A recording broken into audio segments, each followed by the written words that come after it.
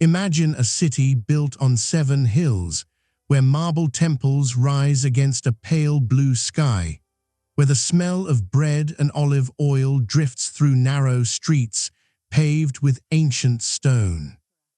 Imagine a world where powerful men speak in careful whispers inside a great hall with columns that reach toward the heavens, where armies march in perfect silence, and where the fate of millions rests quietly in the hands of a very few.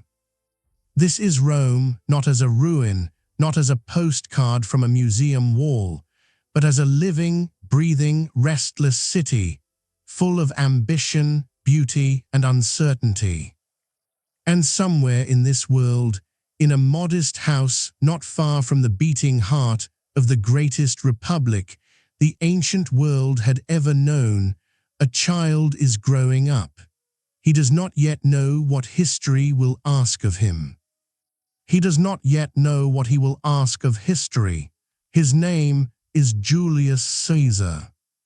And the question that begins every chapter of his remarkable life is simply this: how does one man, born into a world already ancient and already troubled, leave a mark so deep that we still trace its outline more than 2,000 years later? Stay with us tonight. Walk beside us through the cobblestone streets of ancient Rome. Let history slow down just long enough for you to see it clearly. Before we begin this quiet journey together, welcome to History's Sleepy Time, a channel dedicated to long, calm, beautifully told stories from history, designed for your evenings. If that sounds like exactly what you need tonight, consider subscribing and leaving a like. And I would love to know, where in the world are you listening this evening? Drop it in the comments whenever you feel ready. Now, let us return to Rome. Chapter 1: The World Before Caesar. To understand Julius Caesar, we must first understand the world he was born into, because no life exists without the world that shaped it. And the Rome of the late 2nd century before the Common Era was a world under quiet, persistent pressure, a city and a civilization beginning to feel the weight of its own extraordinary success. For centuries, Rome had grown. What began as a small settlement beside the river Tiber had expanded outward in every direction, absorbing neighboring territories, defeating rival civilizations, and gradually becoming the dominant power across much of the Mediterranean world. By the time Caesar drew his first breath in the year 100 before the Common Era, Rome controlled vast stretches of land, from the Iberian Peninsula in the west to the coasts of Greece and Asia Minor in the east. It was, by any measure of its time, an empire in reach, even if it still called itself a republic in name. But power, as history so often demonstrates, has a way of complicating itself. The Roman Republic was governed by the Senate, a body of several hundred men drawn largely from the ancient aristocratic families of Rome, known as the patricians, though over centuries, wealthy men from humbler backgrounds had gradually found their way inside its halls as well. The Senate debated, advised, and guided Roman policy. Elected officials, consuls, praetors, quaestors, and a dozen other offices carried out the day-to-day business of government. On the surface, it appeared to be a carefully balanced system, one that had served Rome reasonably well for several centuries. But by the late 2nd century, before the Common Era, that balance was becoming increasingly difficult to maintain. The wealth that Rome had accumulated through conquest was not distributed evenly. Wealthy families had acquired enormous estates in the countryside, often worked by enslaved people captured during military campaigns. Ordinary farmers, many of whom had served in those same campaigns, returned home to find their small plots of land unable to compete. They drifted toward the city, swelling the population of Rome with men who were free but struggling, citizens without land, without secure income, without the steady foundation that a family farm had once provided. Into this environment, political leaders began to emerge who understood that speaking on behalf of ordinary people was not simply compassionate, it was also politically powerful. These figures were sometimes called populars, leaders who sought reform by working with or through the popular assemblies rather than deferring always to the Senate. They were often opposed by the optimates, those who believed that tradition and senatorial authority should remain supreme. This tension between those who wanted to preserve the republic as it had always been and those who believed change was necessary defined Roman politics for decades before Caesar was born, and it would define his entire life as well. It is important to understand that this was not a simple conflict between good and bad, between heroes and villains. Both sides believed sincerely in their vision of Rome. Both sides could point to genuine grievances and genuine ideals. What made the situation so unstable was that neither side possessed the patience or the trust required to find a lasting compromise. Into this uncertain, restless, quietly fracturing world, one child would quietly arrive. Chapter 2: The Child Who Would Change Rome. Gaius Julius Caesar was born in Rome in the year 100 before the Common Era, most likely on the 12th day of July, though ancient scholars were not always precise about such details, and modern historians acknowledge that even this date carries some uncertainty. What is well established is the family into which he was born, the Julian family, or gens Iulia, one of the oldest patrician families in Rome. The Julians traced their ancestry, according to Roman tradition, all the way back to Aeneas of Troy, the legendary hero whose descendants supposedly founded Rome itself. And through Aeneas, they claimed descent from the goddess Venus. Now you might quietly wonder how seriously a Roman family actually believed such a claim.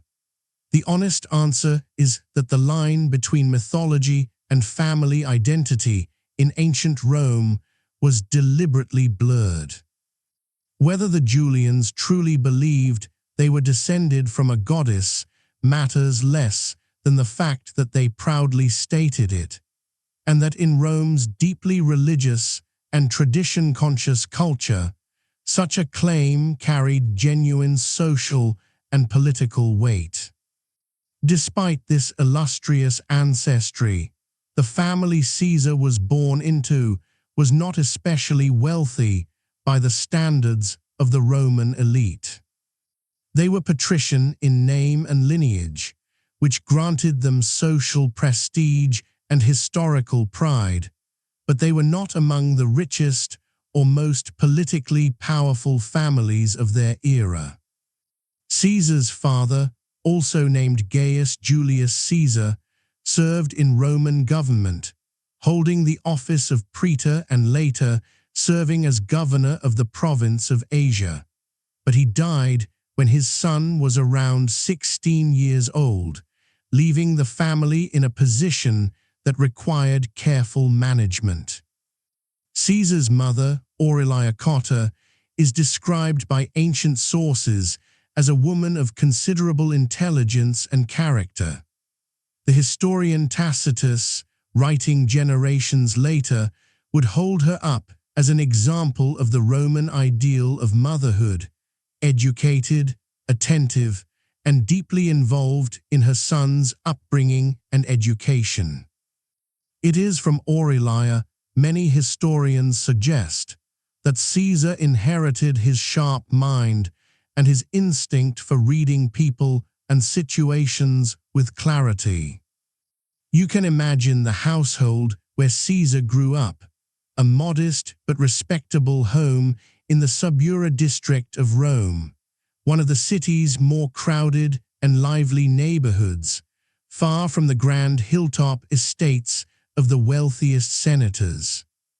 The Subura was a neighborhood of ordinary life: merchants, craftsmen, street vendors, children chasing one another through narrow alleys.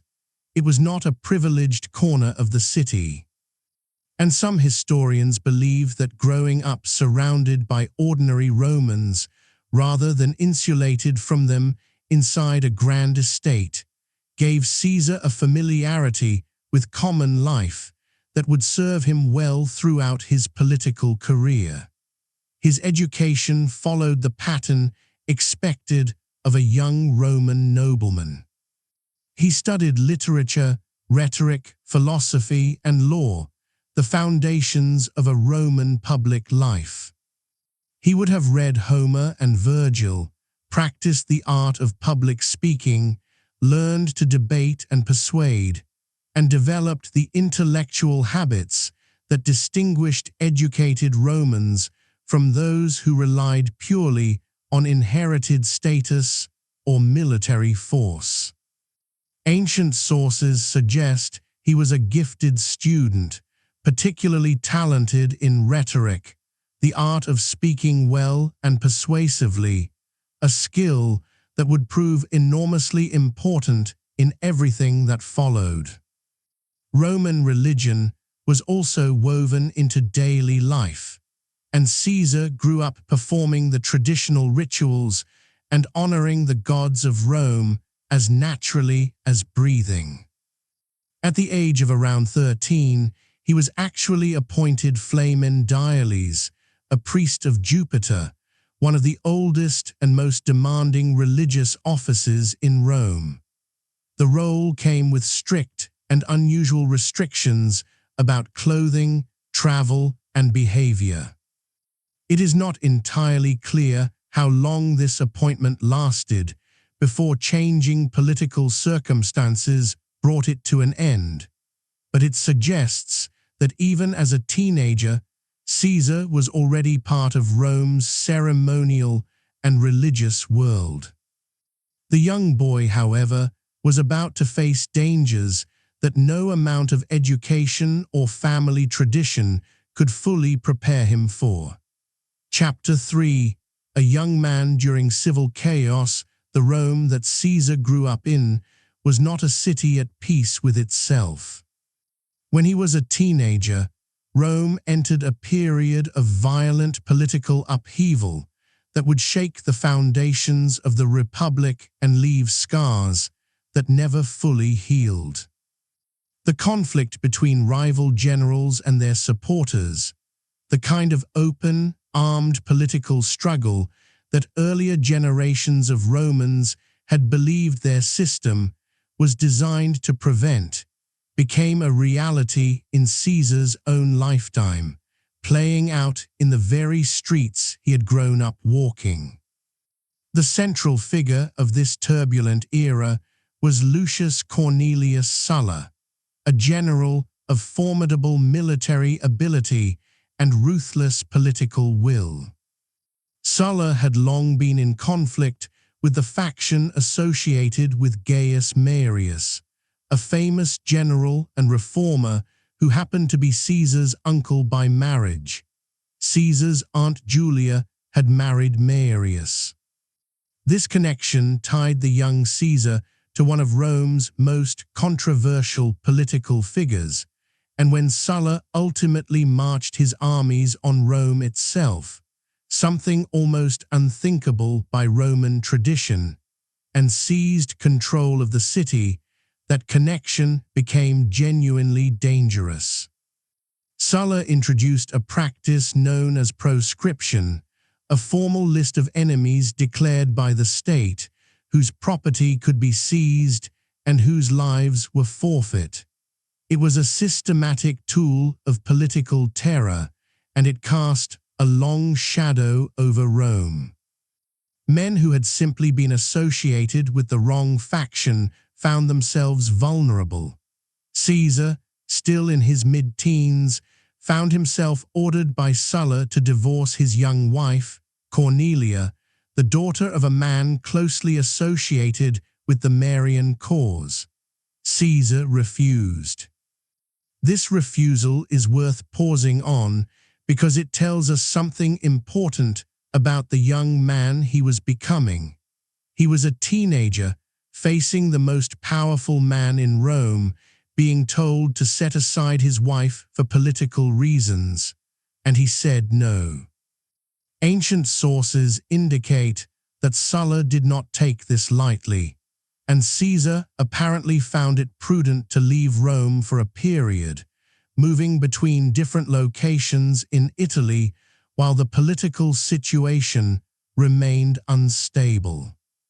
His family reportedly appealed on his behalf, and Sulla eventually relented, supposedly remarking, according to later ancient accounts, that he saw in the young man many Mariuses. Whether Sulla truly spoke these words, historians cannot say with certainty, but the story captures something that others clearly noticed about Caesar even in youth, an inner quality that was difficult to ignore and perhaps difficult to fully predict. During this period of uncertainty, Caesar turned to military service, which was the standard path for a young Roman nobleman seeking both experience and distance from dangerous domestic politics. He served in the province of Asia, where he came under the command of Marcus Minucius Thermus, participating in military operations including the siege of the city of Mytilene. It was here, according to Plutarch and Suetonius, that Caesar first demonstrated personal bravery in a military context, reportedly receiving the civic crown, the Corona Civica, one of Rome's most honored military decorations, awarded to a soldier who saved the life of a fellow Roman citizen in battle. He also served briefly in Cilicia, in what is today southern Turkey, under the command of another Roman official. These were formative years, Caesar moving through the broader Roman world for the first time, learning the rhythms of military life, understanding how Roman authority operated at a distance from the city itself, and beginning to build the reputation that every ambitious young Roman needed. Sulla died in the year 78 before the Common Era, and with his passing, the political pressure on Caesar eased enough for him to return to Rome. But the civil chaos of his adolescence had taught him lessons that no classroom ever could. He had seen how quickly order could collapse, how power could be seized and used, and how survival in Roman public life required not only intelligence, but a certain steady courage in the face of uncertain outcomes. His first real adventures on the broader world stage were still waiting. And one of them would begin not on a battlefield, but on the open water of the Mediterranean Sea. Chapter 4, First Steps Toward Greatness. After returning to Rome, Caesar began the work of building his public reputation, the essential foundation of any Roman political career. He pursued legal cases, appearing in court as an advocate and prosecutor, developing his already considerable skills as a public speaker. Ancient sources, including Cicero, who was himself one of the greatest orators Rome ever produced, acknowledged Caesar's natural eloquence. His voice was apparently well controlled, his arguments sharp and clearly organized, and his ability to hold the attention of an audience remarkable. But it was not the courts that produced the most memorable story of this period in Caesar's life. It was the sea. Around the year 75 before the Common Era, Caesar was sailing in the eastern Mediterranean when his ship was captured by pirates. Piracy in this era was a genuine and persistent problem across much of the Mediterranean world, and certain groups had become quite bold in their operations, even seizing Roman citizens for ransom. Caesar was taken to one of their strongholds and held while negotiations for his release were carried out. According to Plutarch's account of these events, Caesar behaved during his captivity in a manner that was, to say the least, unusual. When the pirates named a ransom of 20 talents of silver, Caesar apparently told them they were not asking for enough, that he was worth far more. He then reportedly settled in among his captors with a kind of easy confidence, joining their activities, reading his writings aloud to them, and when they did not respond with sufficient enthusiasm, reportedly calling them uneducated. He also, according to the same account, told them calmly and with apparent sincerity that once he was released, he would return and have them crucified. The pirates, it seems, took this as a joke from an arrogant young Roman. It was not a joke. After the ransom was paid and Caesar was released, he moved quickly, gathered ships and men from nearby towns, returned to the pirates' location, captured them, and had them executed. Ancient sources indicate he did in fact carry through on his stated intention.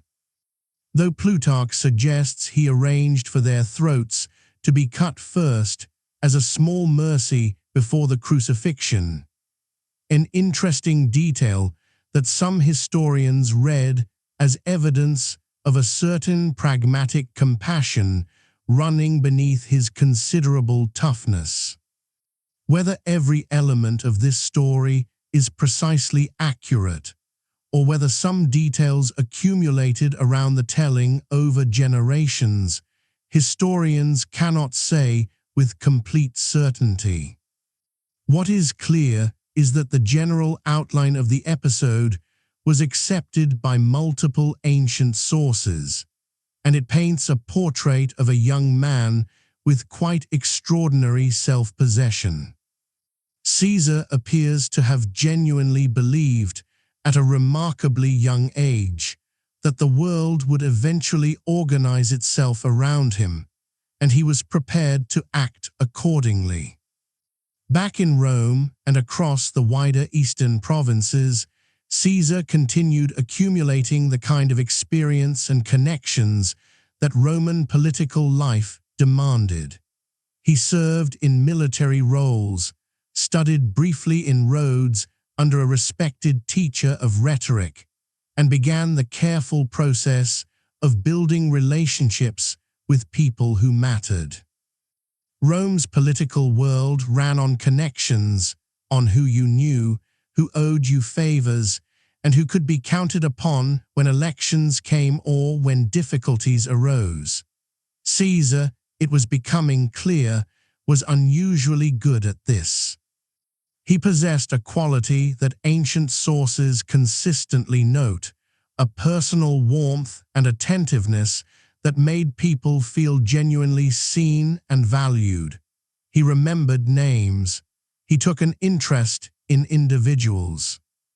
He had a way of entering a room and making ordinary people feel that their concerns were worth his time, even when he was pursuing goals that extended far beyond anything they could easily imagine. Rome was beginning to notice his name, quietly and with a mixture of interest and caution. But the political road ahead was long, expensive, and full of carefully placed obstacles, and Caesar intended to navigate every one of them. Chapter 5: The Politician. Roman political life in the late Republic was not a simple matter of ambition and ability. It was a deeply structured system with specific offices, specific ages at which those offices could be held, and specific expectations about how an honorable public career should progress.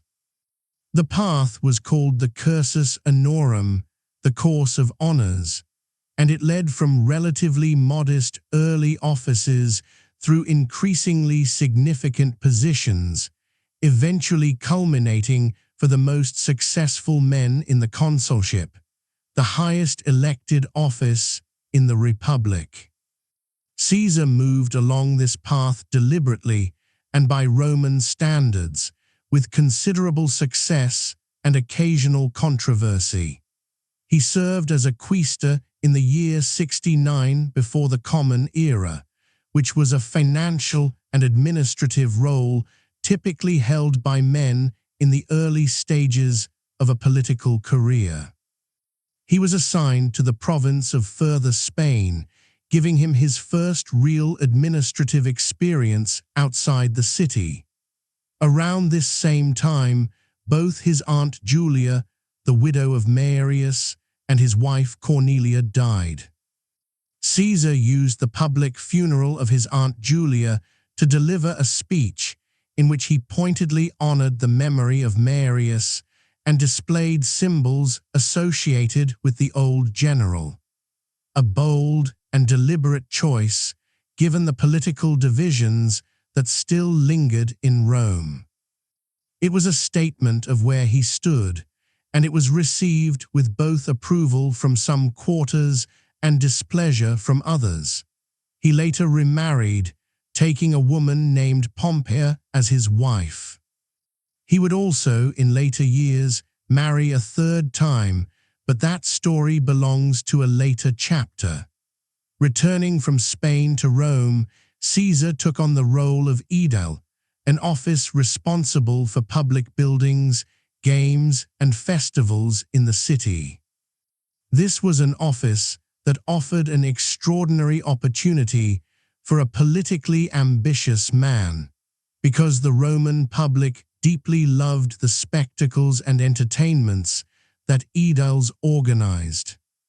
Caesar spent lavishly on games and public events, reportedly going so deeply into debt in the process that ancient sources suggest his creditors nearly prevented him from leaving Rome for his provincial assignment after serving as praetor, the next step on his political climb. Until a wealthy and powerful supporter intervened. That supporter was Marcus Licinius Crassus, one of the richest men in Rome, a figure we will return to shortly. Caesar's debts were substantial and real. He understood that in Rome's political world, generosity toward the public was an investment, a way of building loyalty and goodwill that would eventually translate into votes, influence, and political capital. He also understood something that many of his more cautious contemporaries perhaps did not, that the rules of Roman political life were written by those who already had enough wealth and power to play by them comfortably, and that a man in his position needed to be willing to risk more in order to gain more. He served as praetor in the year 62 before the Common Era, and the following year was appointed governor of Further Spain, the same province where he had served earlier as quaestor. This time, however, he had genuine authority, and he used it. He led military campaigns in western Spain that was successful enough to earn him the right to request a triumph, the great ceremonial procession through Rome's streets awarded to victorious generals. He also managed the province's finances and administration in ways that addressed real problems and earned him positive recognition.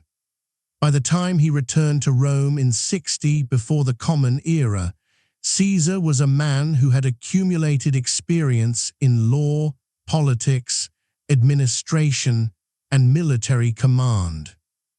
He had debts, yes, but also loyal supporters, a well-established public reputation, and the clear intention of seeking the consulship, the pinnacle of Roman political achievement. He also understood that to achieve his goals, he could not act entirely alone. A partnership was forming in Rome, one that would quietly reshape the entire republic and change the course of everything that followed. Chapter 6. The first triumvirate. In the year 60, before the Common Era, three men sat down together, not in a formal ceremony, not in any official chamber of government, but in the quiet, careful way that real political arrangements have always been made, and reached an understanding that would alter the balance of power in Rome more fundamentally than anything the Senate had managed to do in years. Those three men were Julius Caesar, Marcus Licinius Crassus, and Gnaeus Pompeius Magnus, known to history simply as Pompey the Great. Each man brought something essential to the arrangement. Pompey was Rome's most celebrated general of the era, a man who had won extraordinary military victories across the eastern Mediterranean, dismantled a piracy network that had plagued Roman shipping for years, and reorganized entire kingdoms and territories in Rome's name. He had returned from the East expecting the Senate to ratify his eastern settlements and provide land for his veteran soldiers. The Senate, for reasons rooted partly in jealousy and partly in genuine constitutional concern, had refused both requests. Pompey was powerful, famous, and deeply frustrated. Crassus was, by most accounts, the wealthiest private citizen in Rome, a man who had built his fortune through a combination of shrewd property investment, silver mining operations, and the kind of financial networks that gave him influence over a remarkable number of people who owed him money or favors. He and Pompey had a long and complicated relationship. They had served together as consuls years earlier and had barely managed to work alongside each other. Crassus had his own political interests, his own rivalries, and his own ambitions that the Senate had been slow to accommodate. Caesar needed both of them. He needed Crassus's financial resources to manage his debts and fund his political ambitions. He needed Pompey's military prestige and popular following to provide weight to his own candidacy for the consulship. And he offered both men something valuable in return: his political skill, his popular support, and his growing reputation as a man who could turn intentions into results. Modern historians sometimes call this arrangement the first triumvirate, though it is important to understand that this was not a formal institution recognized by Roman law. There was no document, no official title, no constitutional framework. It was a private political alliance, three powerful men agreeing to support one another's interests and use their combined influence to achieve goals that each of them had separately been unable to accomplish alone. The Senate did not know the full extent of this arrangement, at least not immediately. And by the time its implications became clear, it was already producing results. Caesar was elected consul for the year 59 before the Common Era. The consulship was traditionally held by two men simultaneously, with each possessing the ability to veto the other's actions, a deliberate check on individual power. Caesar's co-consul was a man named Marcus Calpurnius Bibulus, who firmly opposed Caesar's agenda and made little secret of his disapproval. The resulting year of their joint consulship became one of the more remarkable in recent Roman memory. As Caesar used popular assemblies and the leverage of his alliance with Pompey and Crassus to push through legislation that the Senate had previously blocked, including the land distributions for Pompey's veterans and various financial adjustments that addressed Crassus's interests. Bibulus eventually withdrew from active public life during that year, reportedly remaining at home and issuing formal religious objections to Caesar's legislative actions, objections that Caesar largely proceeded to ignore. Opponents later claimed that the consulship of that year should properly be called not the consulship of Caesar and Bibulus, but the consulship of Julius and Caesar, a political joke suggesting that Caesar had effectively been both consuls at once. To cement the alliance further, Pompey married Caesar's daughter Julia, a union that, by all ancient accounts, became a genuinely affectionate relationship, whatever its political origins. Julia appears to have been a woman of warmth and intelligence, and her marriage to Pompey provided a personal bond between the two men that supplemented their political arrangement with something more human and more durable, at least for a time. At the end of his consulship, Caesar secured through the alliance's influence an appointment as governor of several provinces: Cisalpine Gaul, the region of northern Italy, and Transalpine Gaul, the territory immediately to the north of the Alps.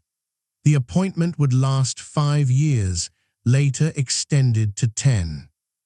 It gave him military command, distance from Rome's immediate political turbulence, and the opportunity that a man of his temperament and ambition had been carefully preparing for throughout his entire career.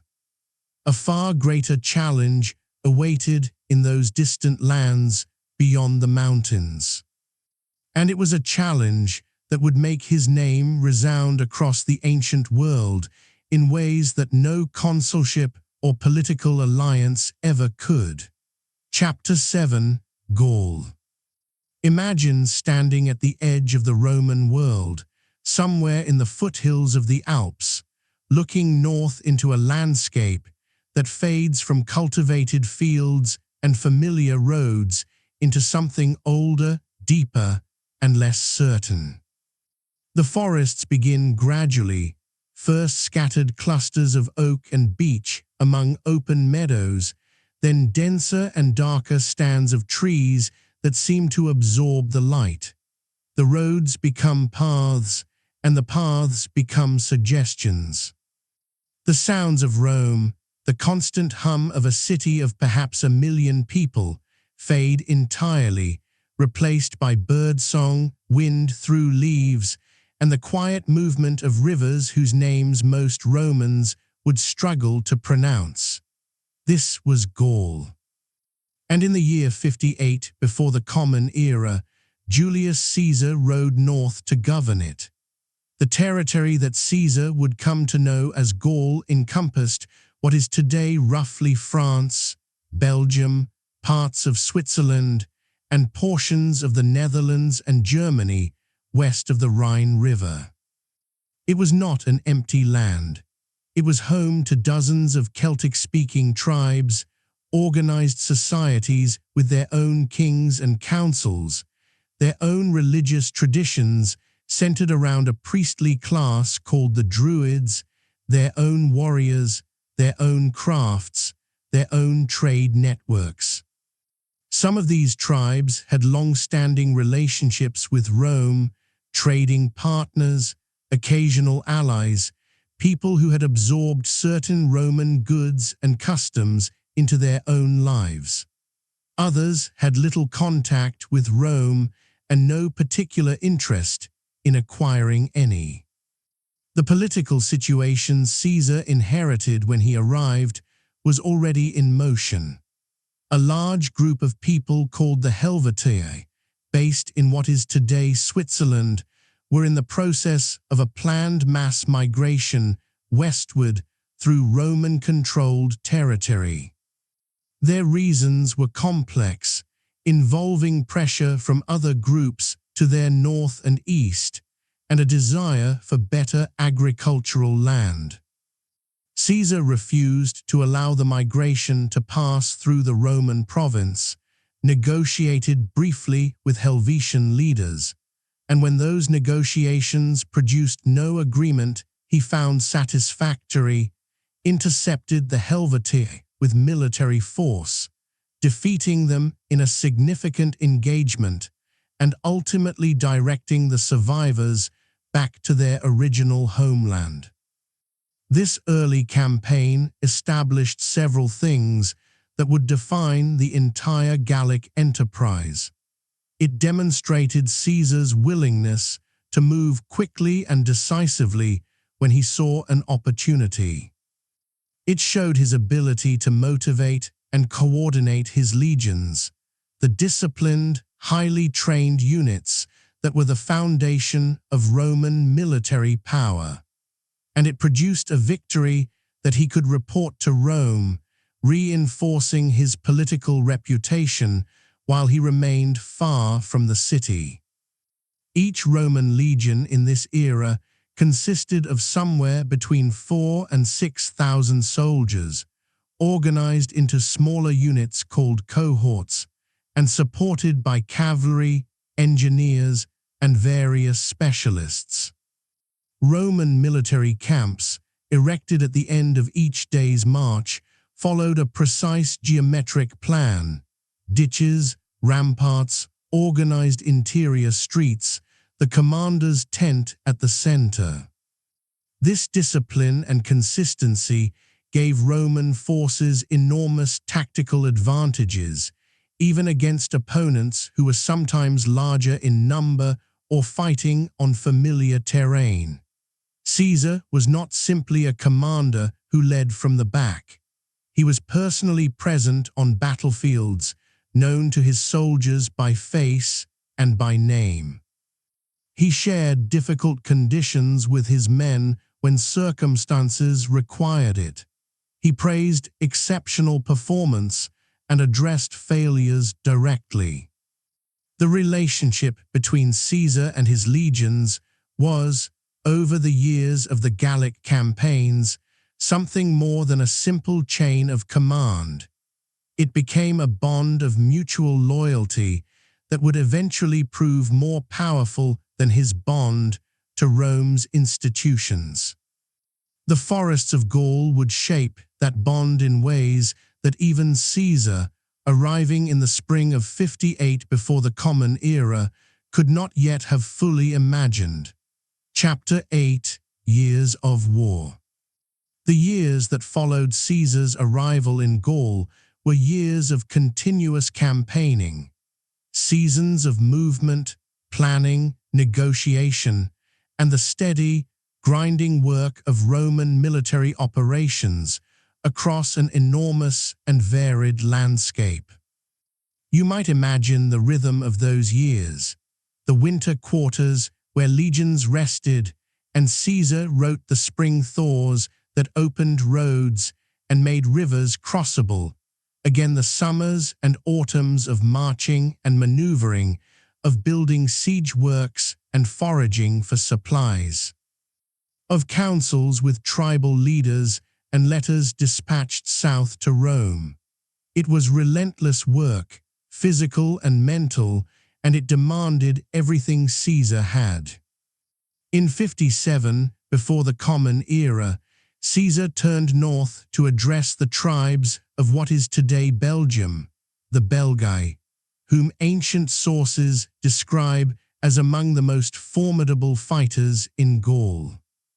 Several of these tribes formed a coalition to resist Roman advance, and the resulting campaigns involved some of the most difficult fighting Caesar's forces encountered in the early years of the war. The Battle of the Sabis River, likely the modern Samba, was particularly dangerous, with Roman forces caught partly off guard during the construction of their camp and required to fight without their full preparation. Caesar, by ancient accounts, was personally present on the front lines during this battle, moving between his soldiers to steady them. The battle was eventually won, but it was the kind of close outcome that reminded even the most experienced Roman commanders how quickly fortune could shift. In 56, before the Common Era, Caesar conducted naval operations against the Veneti, a maritime tribe on the Atlantic coast of what is today Brittany. The Veneti possessed heavy, high-sided wooden sailing ships well suited to Atlantic conditions, ships that initially proved more effective in those waters than the lower, oar-driven Roman vessels designed for the calmer Mediterranean. Caesar's solution was characteristic. He adapted, having his engineers design hooks on long poles that could be used to cut the Veneti's rigging during battle, disabling their ships and allowing Roman soldiers to board them. The innovation worked, and the Veneti were defeated. In 55, before the Common Era, Caesar did something that no Roman commander had previously done. He crossed the Rhine River into the territory beyond, into what is today Germany, making clear that Roman military power could reach even there. He built a bridge across the Rhine in roughly 10 days, an engineering achievement that ancient sources found remarkable, and that modern historians tend to agree was genuinely impressive given the river's width and current.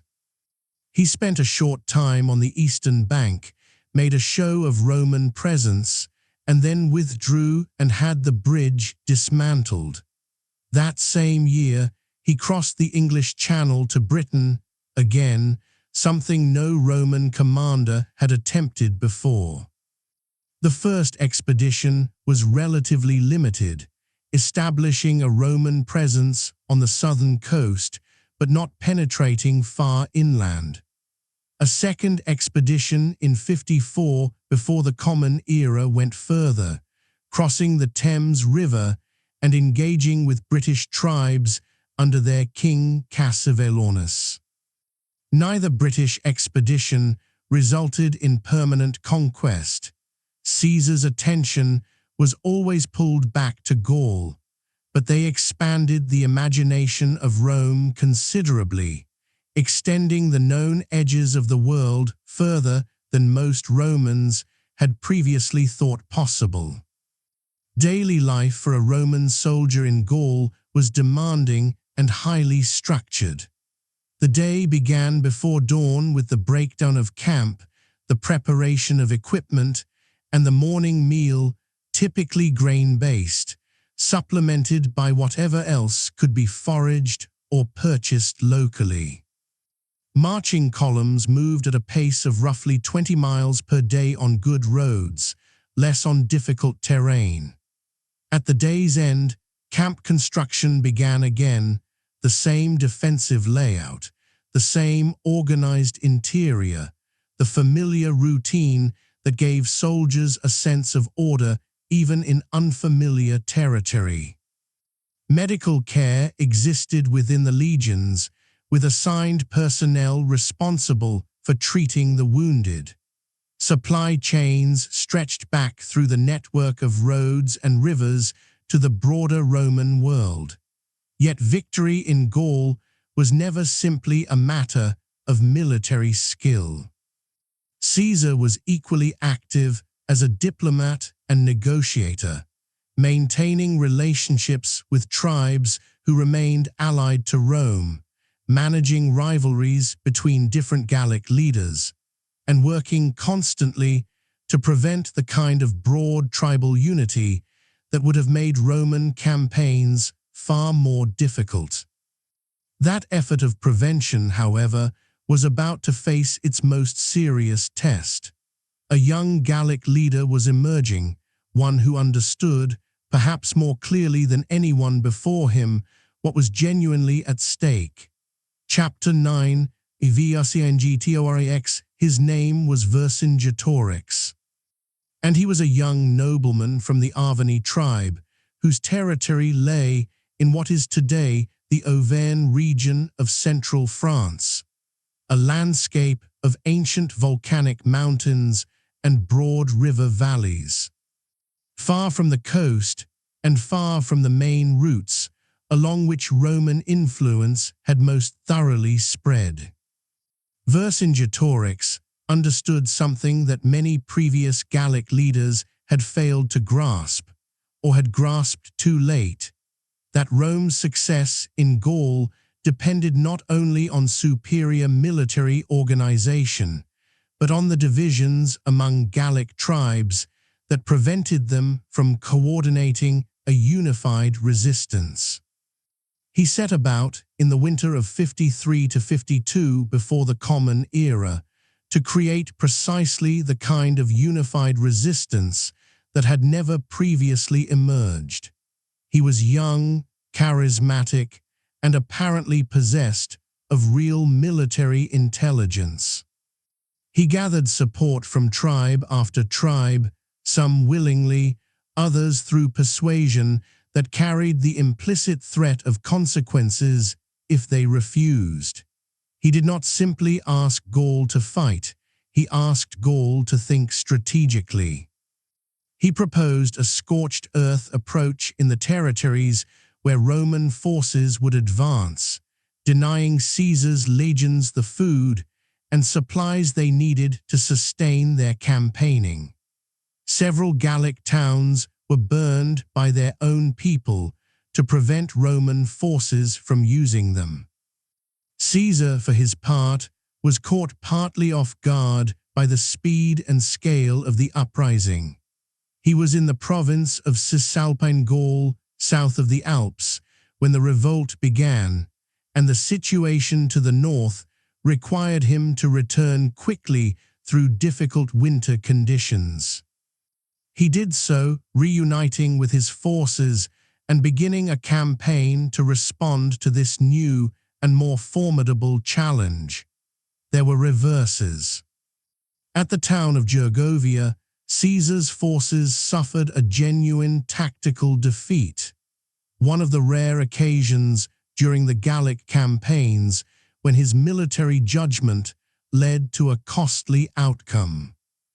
He had underestimated the Gallic position and the determination of Vercingetorix's forces, and the attempt to take the town cost him significant casualties and ended in withdrawal.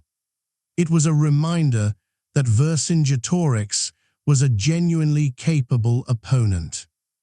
But the campaign reached its decisive moment at a hilltop fortress called Alesia, most likely located near the modern French town of Alais-Saint-Trianis in Burgundy. A location supported by archaeological excavations in the 19th and 20th centuries that uncovered evidence of extensive military works consistent with Caesar's own description of the siege.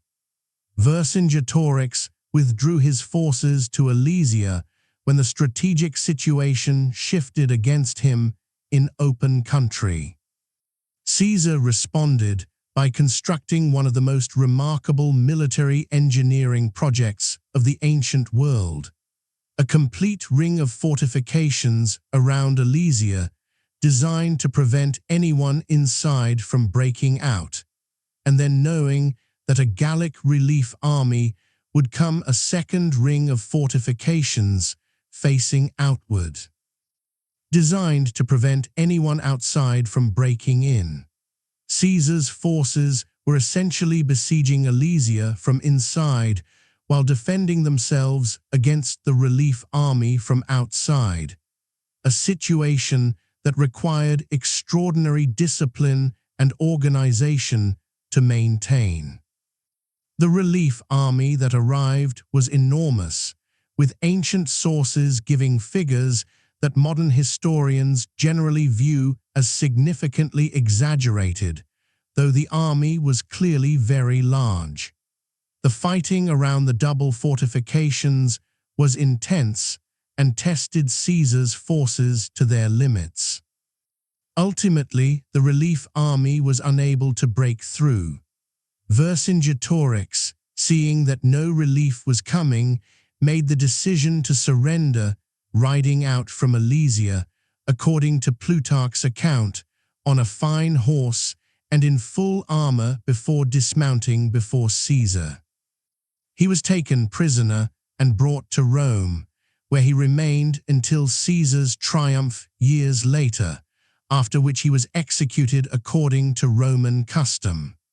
The fall of Alesia in 52 before the Common Era effectively broke the organized military resistance in Gaul. There would be further operations in subsequent years, but the Great Revolt had reached its end. Caesar's commentaries on the Gallic War, the Commentarii de Bello Gallico, give us his own account of these campaigns, written in a remarkably clear and direct Latin style, sometimes described as among the most elegant military prose in the ancient language. They were designed partly for a Roman public audience, to maintain and strengthen his political position during his long absence from Rome. They are invaluable as a historical source, while also being, as all historians acknowledge, the work of a man with a strong interest in presenting his actions favorably. For all of the complexity of the historical record, Vercingetorix deserves to be remembered with the same historical respect as Caesar himself. He organized a resistance movement of real sophistication and courage. He came closer to changing the outcome of the Gallic campaigns than any other leader Rome encountered in those years, and his defeat did not diminish his historical significance. If anything, the quality of his opposition makes Caesar's ultimate success more, rather than less, remarkable. Back in Rome, however, another storm was already forming, and this one would prove impossible for Caesar to address from a distance. Chapter 10, Rome GOWS Uneasy. While Caesar was transforming the map of the Western world from his position north of the Alps, the political world of Rome had continued to move, shift, and quietly deteriorate. Distance in the ancient world was not merely a matter of miles. It was a matter of days and weeks of travel, of letters that arrived late and decisions that had to be made without full information. Caesar had managed his Roman political interests from Gaul with impressive skill, maintaining his alliance with Pompey and Crassus through correspondence, occasional personal meetings at locations in northern Italy, and the work of loyal agents in the city. But managing Roman politics from Gaul was like tending a garden from the other side of a river, possible but imprecise, and increasingly dependent on circumstances beyond your direct control. The alliance that had held the three men together began to fray around the edges in ways that were, in retrospect, probably inevitable. In the year 54 before the Common Era, Julius Caesar's daughter and Pompey's wife died during childbirth. The personal bond between Pompey and Caesar that Julia had represented, the human warmth that had softened the political calculations, was suddenly and irreversibly gone. Ancient sources suggest that Pompey genuinely mourned her. Caesar, receiving the news far away in Gaul, also grieved. But grief, however sincere, does not preserve political alliances on its own. The following year, 53 before the Common Era, brought a disaster of an entirely different kind. Crassus, the third member of the triumvirate, had set out to conduct a military campaign against the Parthian Empire to Rome's east, partly from genuine strategic ambitions, partly, some historians suggest, from a desire to achieve military glory comparable to what Pompey and Caesar had earned. At the Battle of Carrhae, in what is today southeastern Turkey, the Roman forces under Crassus were catastrophically defeated by the Parthian army. Crassus himself was killed. The defeat was one of the most serious Rome had suffered in generations, and it removed from the political equation the man who had served, however imperfectly, as a kind of balance between the two remaining partners. Without Julia and without Crassus, the relationship between Pompey and Caesar was increasingly defined by what it had always contained beneath the surface: a rivalry between two enormously ambitious men who needed one another, but also, in some fundamental sense, competed for the same kind of recognition and authority. Pompey moved closer to the Senate in these years, accepting positions that gave him great authority in Rome, while Caesar remained in Gaul. The Optimates, those conservative senators who had always distrusted Caesar, recognized an opportunity and worked to build their alliance with Pompey. They began pressing for Caesar to give up his military command and return to Rome as a private citizen, before seeking any further political office. Caesar understood exactly what this meant.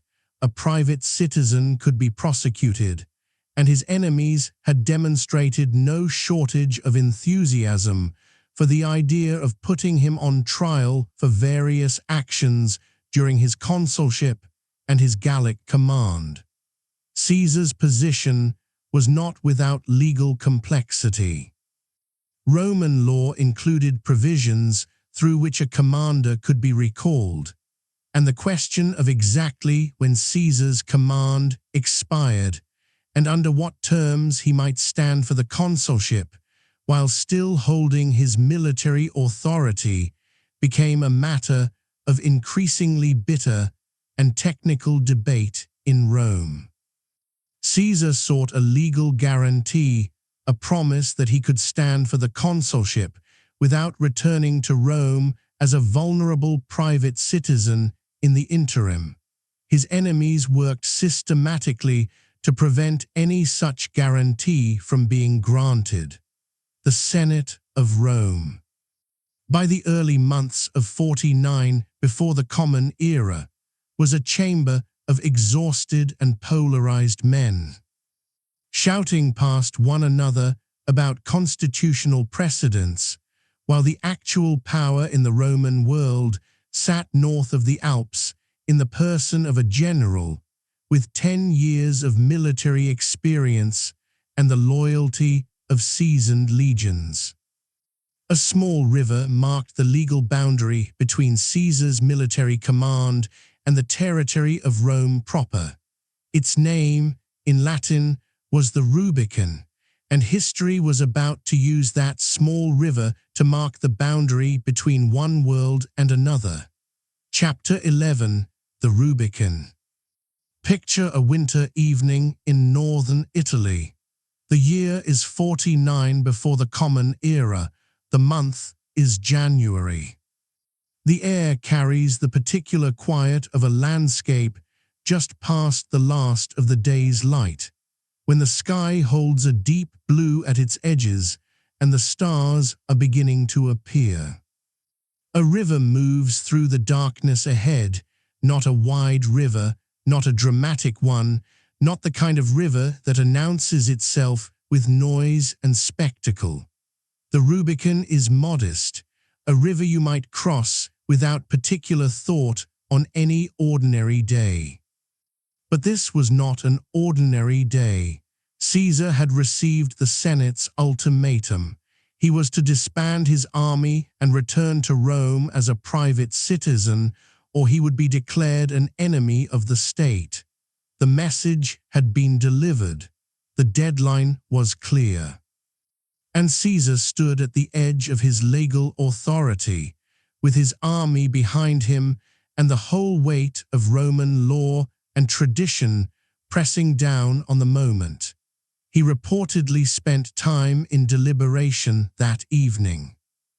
Ancient sources, including Plutarch and Suetonius, describe him weighing the decision with unusual care for a man normally known for decisive action. He apparently dined with friends, attended to correspondence, and seemed, to those around him, to be considering rather than decided. Then, at some point in the night, he made his choice. According to Suetonius, Caesar crossed the Rubicon with the words to the effect that the die was cast.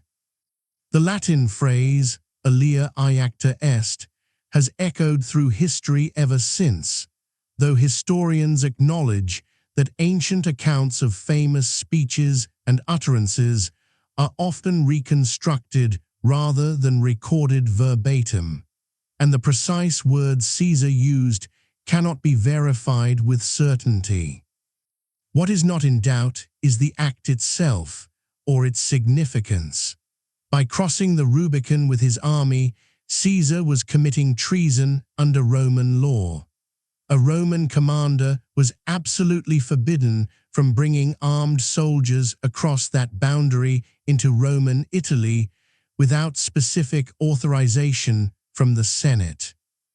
The law existed for exactly the reason that this moment illustrated, to prevent any general from using his military power to seize control of the state. Caesar had crossed that line deliberately, knowingly, and without any realistic possibility of turning back. The news reached Rome quickly. The reaction was significant. Pompey and many of the senators who had been positioning themselves against Caesar left the city almost immediately, moving south toward the heel of Italy with the intention of gathering forces and organizing a proper military response. They appear to have expected that Caesar would advance slowly, that there would be time to consolidate opposition, to call in forces from the eastern provinces where Pompey had his greatest strength. Caesar did not advance slowly. He moved through northern and central Italy with a speed that repeatedly outpaced his opponent's ability to respond. Town after town either submitted willingly or was taken before any real defense could be organized. Several of the officers sent by Pompey to hold key positions found their soldiers unwilling to fight against Caesar, a man many of them admired or feared or simply felt was more likely to prevail than the uncertain coalition forming against him. There is something important to understand about this moment that is sometimes obscured by the drama surrounding it. Caesar crossing The Rubicon was not primarily a military event. It was a political and psychological one.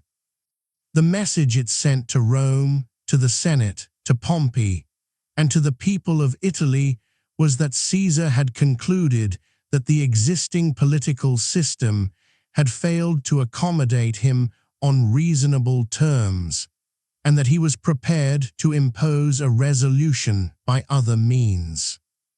His enemies had left him, he believed, with no acceptable alternative. His supporters, and later many historians, found this reasoning plausible. His opponents saw it as the self-justification of a man who had always intended to seize power and simply needed the pretext. That debate has never been fully resolved, and perhaps it never will be.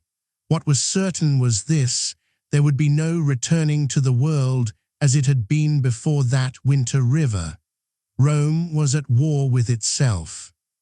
And the man who had set that war in motion was already moving south, faster than anyone had quite anticipated.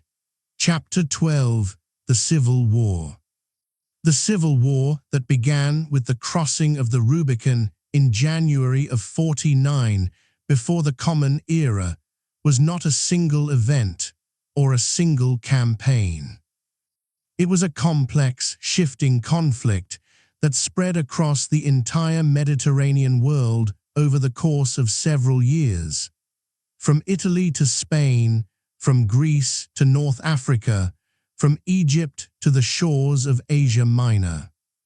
It drew in the lives of hundreds of thousands of people, soldiers and civilians alike, and it tested Caesar's abilities as a commander and a leader in ways that the Gallic campaigns, for all their difficulty, had not fully anticipated. Pompey's decision to abandon Italy and cross to Greece was controversial among his supporters, but strategically defensible. He had enormous military resources in the eastern provinces he had organized and governed, where his name commanded loyalty, where he could raise forces and supplies on a scale that Caesar could not easily match in Italy alone. His plan, it appears, was to consolidate in the east, build an overwhelming force, and eventually return to crush Caesar on terms entirely favorable to himself. Caesar did not give him the luxury of time. After securing his position in Italy and leaving trusted officers in charge there, he moved west to Spain first, dealing with the Pompeian forces in that province before Pompey could use them effectively. The Spanish campaign involved more maneuvering than pitched battle, with Caesar eventually forcing the surrender of significant Pompeian forces through careful positioning and the disruption of supply lines rather than direct assault. It was a demonstration of his understanding that winning a war sometimes required you to make fighting unnecessary. He then moved east, crossing to Greece in pursuit of Pompey. The campaign in Greece began less favorably for Caesar. He found himself short of supplies, facing an opponent who was well provisioned and holding a strong position near the town of Dyrrhachium on the Adriatic coast. An attempt to besiege Pompey's camp resulted in a reverse for Caesar's forces, another of those moments where the outcome of history briefly balanced on an uncertain edge. Pompey, in the aftermath of this success, reportedly said that Caesar would have been completely finished had he faced a general who knew how to win. Whether or not Pompey said precisely this, it reflects the reality that the outcome at Dyrrhachium was closer than Caesar would have preferred. The decisive engagement came at Pharsalus, in Thessaly, in August of 48 before the Common Era. Pompey's forces significantly outnumbered Caesar's, but Caesar had chosen the ground carefully and had prepared his army with particular attention to what he expected Pompey's cavalry to attempt. When Pompey's cavalry moved against Caesar's right flank in the expected direction, they were met by a formation Caesar had specifically designed for the purpose: veteran soldiers who had been rotated into an unusual position specifically to counter this move. Pompey's cavalry was driven back, the flanks of his infantry were exposed, and the battle, which had begun with both sides advancing toward each other across a hot Thessalian plain, resolved itself into a pursuit rather than a contest. Pompey left the battlefield before the outcome was final. He sailed east, eventually making his way to Egypt, where he sought asylum from the young Ptolemaic king Ptolemy XIII. It was a reasonable hope. Pompey had a long history of involvement with Egypt, and the Ptolemaic dynasty owed much to Rome generally. But the Egyptian court calculated that Caesar, arriving in pursuit, would be better pleased by Pompey's death than by his continued existence as a potential rival. Pompey was killed as he stepped ashore. When Caesar arrived in Alexandria and was presented with evidence of what had happened, ancient sources consistently report that he wept, that the death of Pompey, his former son-in-law and longtime partner before the enmity between them, affected him genuinely. Whether those tears came from grief, from frustration that Pompey had been denied a dignified end, or from some combination of both, only Caesar could have said with certainty.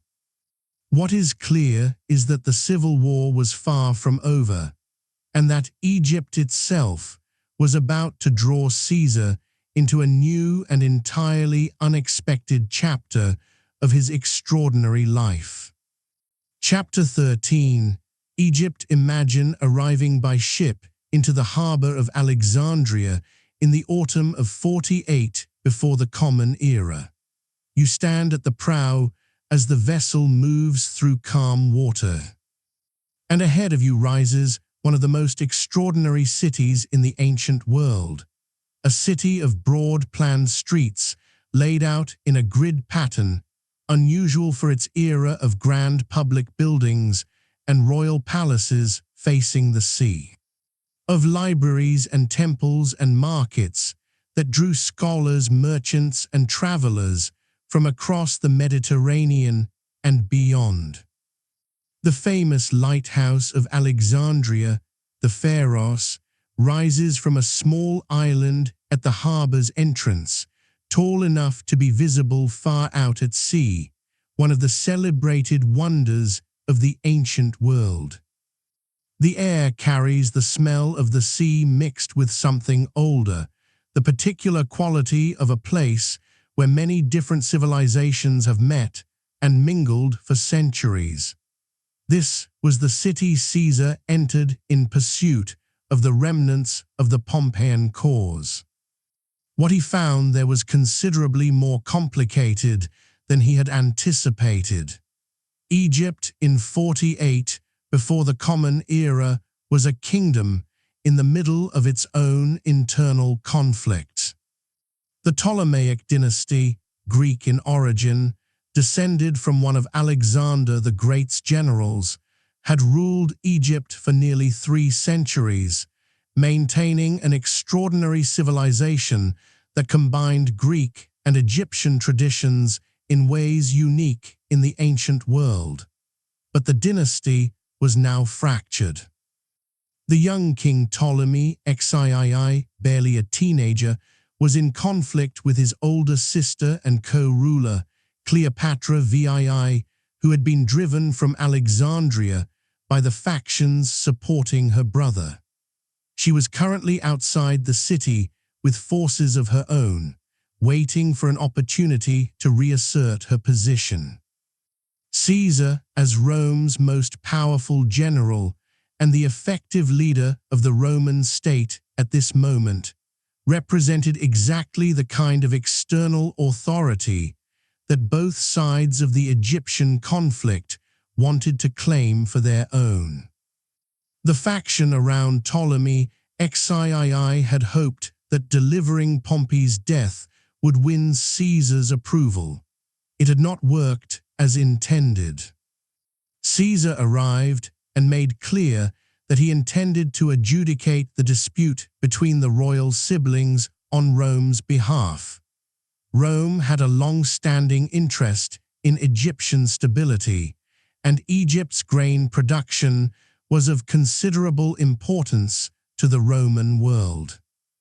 Cleopatra, understanding that Caesar's presence in Alexandria represented her best opportunity, made her way into the city to meet him.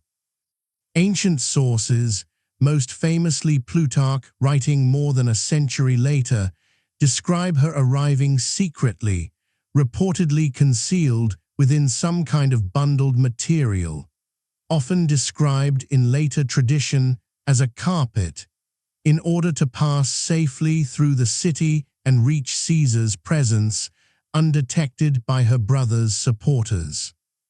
Whether the details of this account are precisely accurate, historians cannot say with certainty. What is well established is that Cleopatra did meet Caesar privately, and that what followed was both a political alliance and, by ancient accounts, a personal one.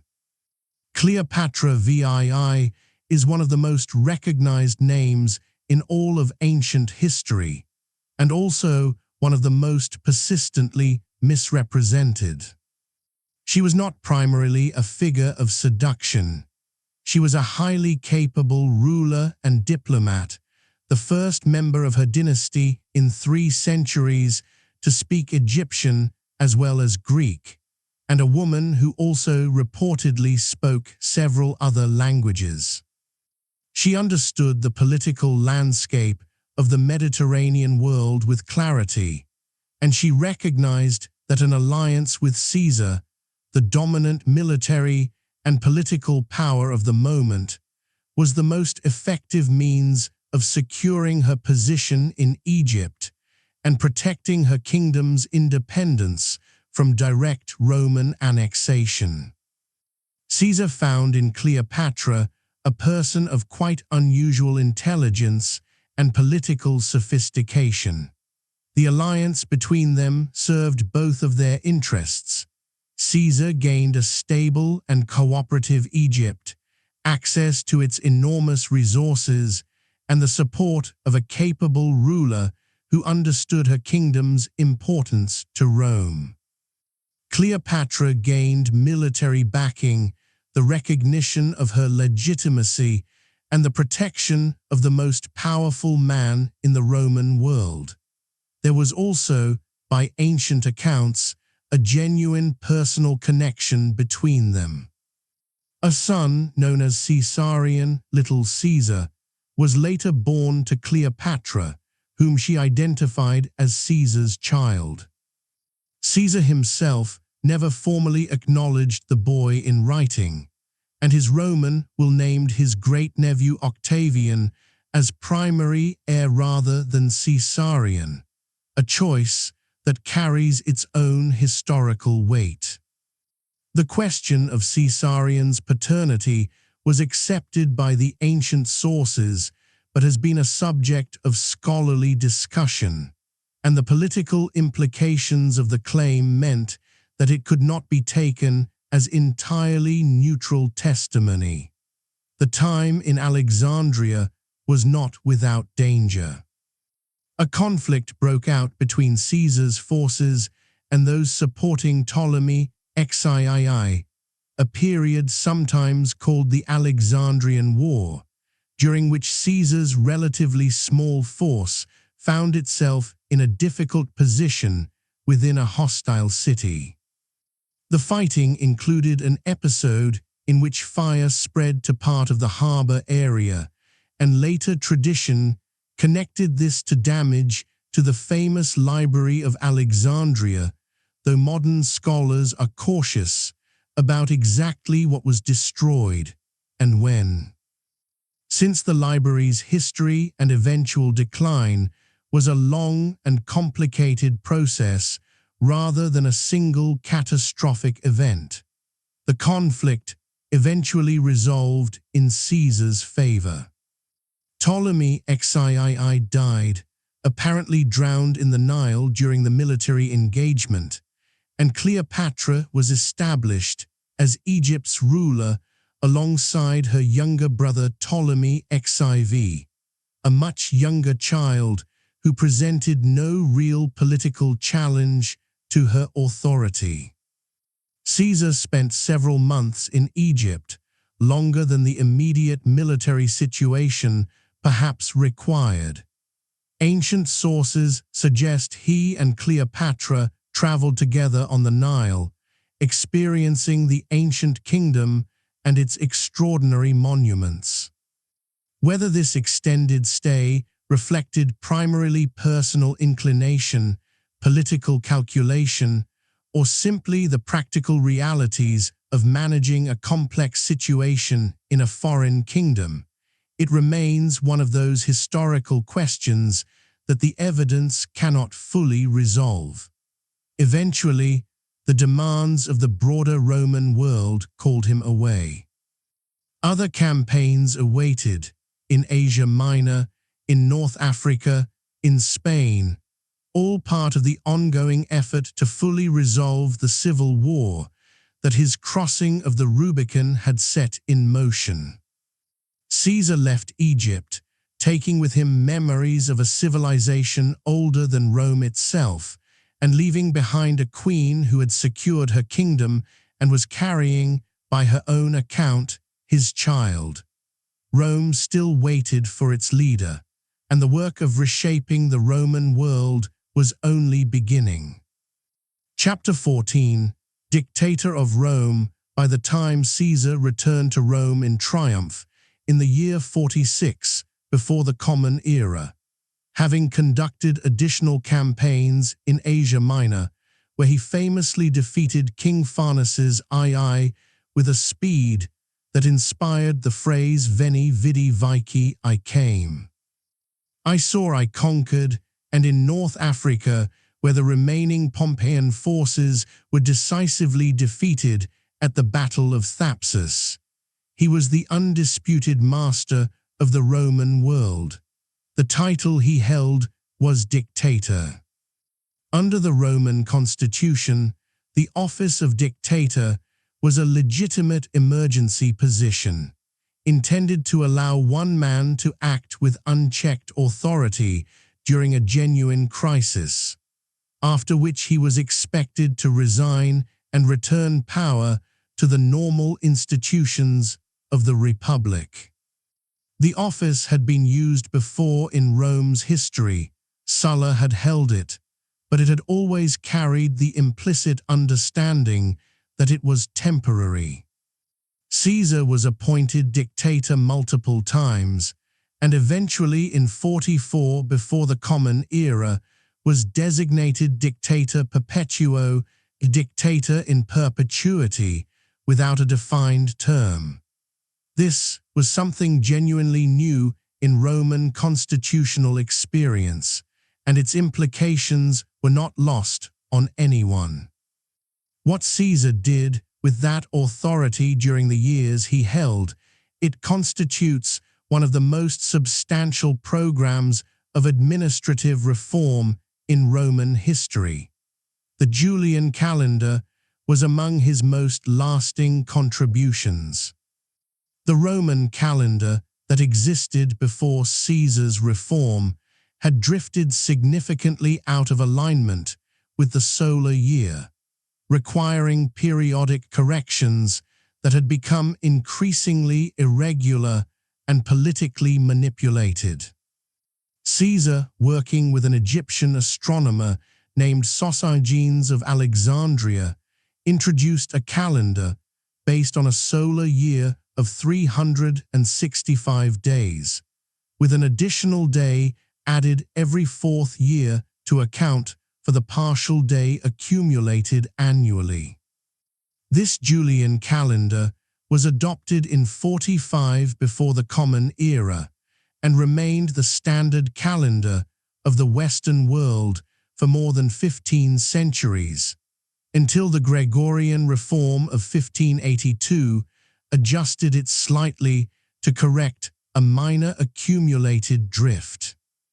The months of the Julian calendar, including the month of July, named in Caesar's honor, are still with us today. He also addressed the chronic problem of Roman debt, which affected enormous numbers of people across the Republic. His approach attempted to balance the interests of creditors and debtors rather than simply cancelling all obligations, a solution that some of his critics on both sides found unsatisfying, but that reflected a genuine attempt at stability rather than a simple political gesture. He extended Roman citizenship more broadly, granting it to people in Cisalpine Gaul, the region of northern Italy, and to individuals in other parts of the Roman world in ways that expanded the definition of who belonged fully to Rome. This was consistent with a vision of Rome not as a single city's exclusive property, but as a broader civilization, a direction that would eventually define the Roman Empire, even if Caesar himself did not live to fully implement it. He undertook significant building projects in Rome, including the Forum of Caesar, a new public space adjacent to the existing Roman Forum, featuring a temple to Venus Genetrix, the divine ancestress of the Julian family. Public works of this kind served simultaneously as practical improvements to the city and as highly visible statements of the builder's power and generosity, a combination that Romans understood perfectly well and appreciated on both levels. He reformed the composition of the Senate, expanding its membership from around 600 to 900 members, adding men from the provinces and from the equestrian class, the wealthy non-senatorial Romans who had long been important in Roman commercial and military life. His critics complained that some of these new senators were men of insufficient dignity or background, and jokes circulated in Rome about the kinds of people now occupying the Senate's benches.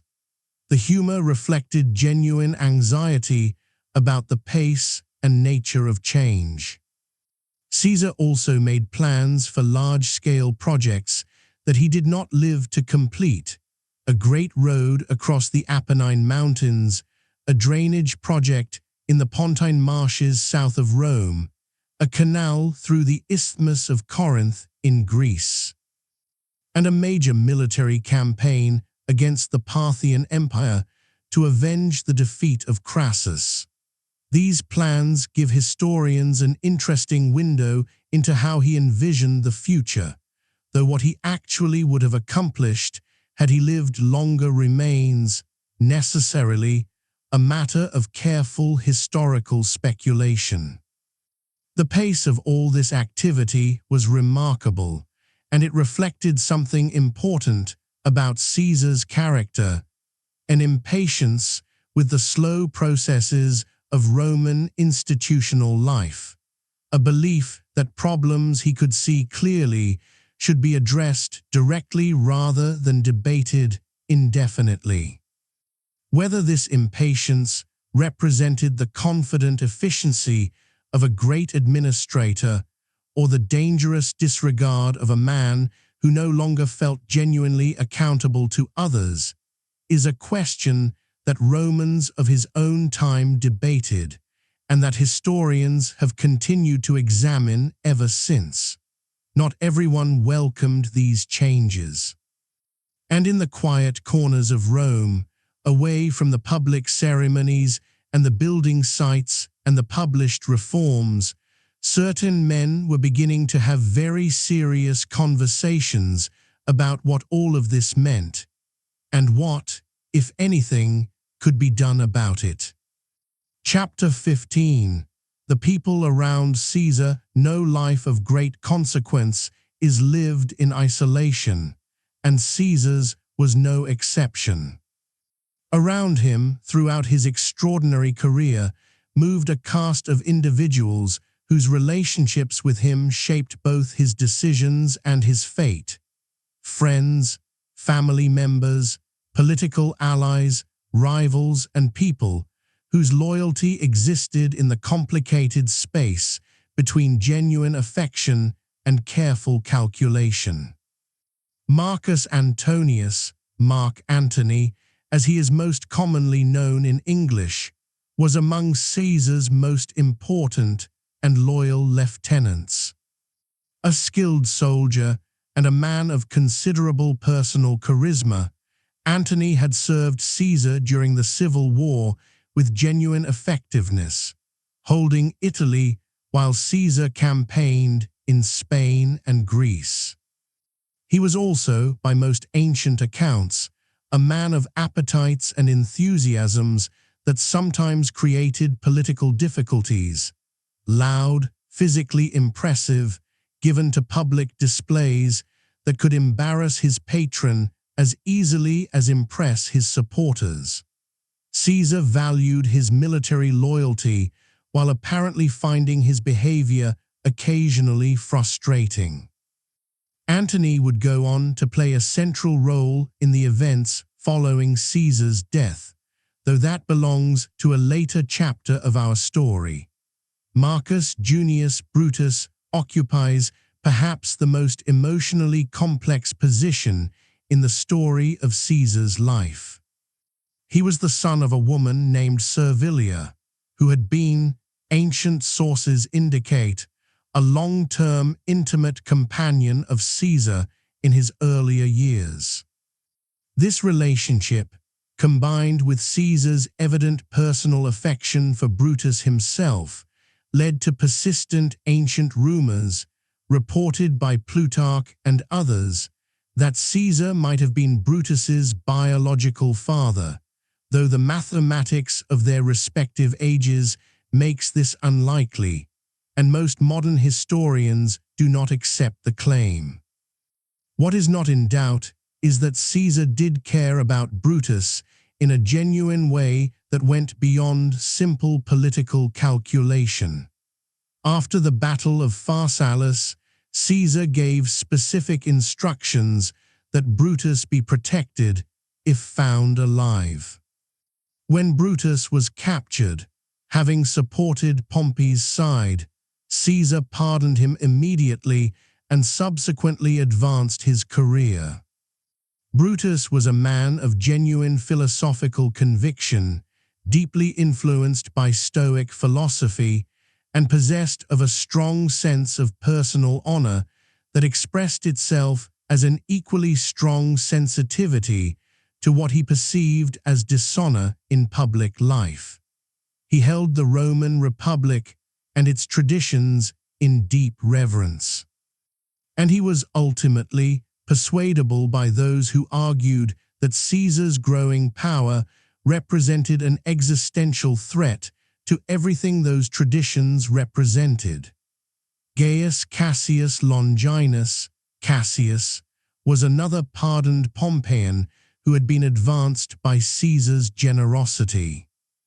Ancient sources, including Shakespeare drawing on Plutarch centuries later, tend to portray Cassius as the more calculating and politically driven of the two principal conspirators. He had personal grievances against Caesar related to competitive appointments, and his opposition seems to have been rooted in a combination of genuine republican principles and personal resentment. a mixture that is, in human terms, entirely recognizable, even if historians naturally apply careful scrutiny to questions of motive. Caesar's family connections were also significant. His niece Asia was the mother of Gaius Octavius, the young man Caesar had named in his will as his primary heir, who would eventually be known as Augustus. Caesar had apparently recognized in the young Octavian, who was only around 18 at the time of the assassination, qualities of intelligence and character worth cultivating. He had arranged for Octavian to travel to join him in preparation for the planned Parthian campaign.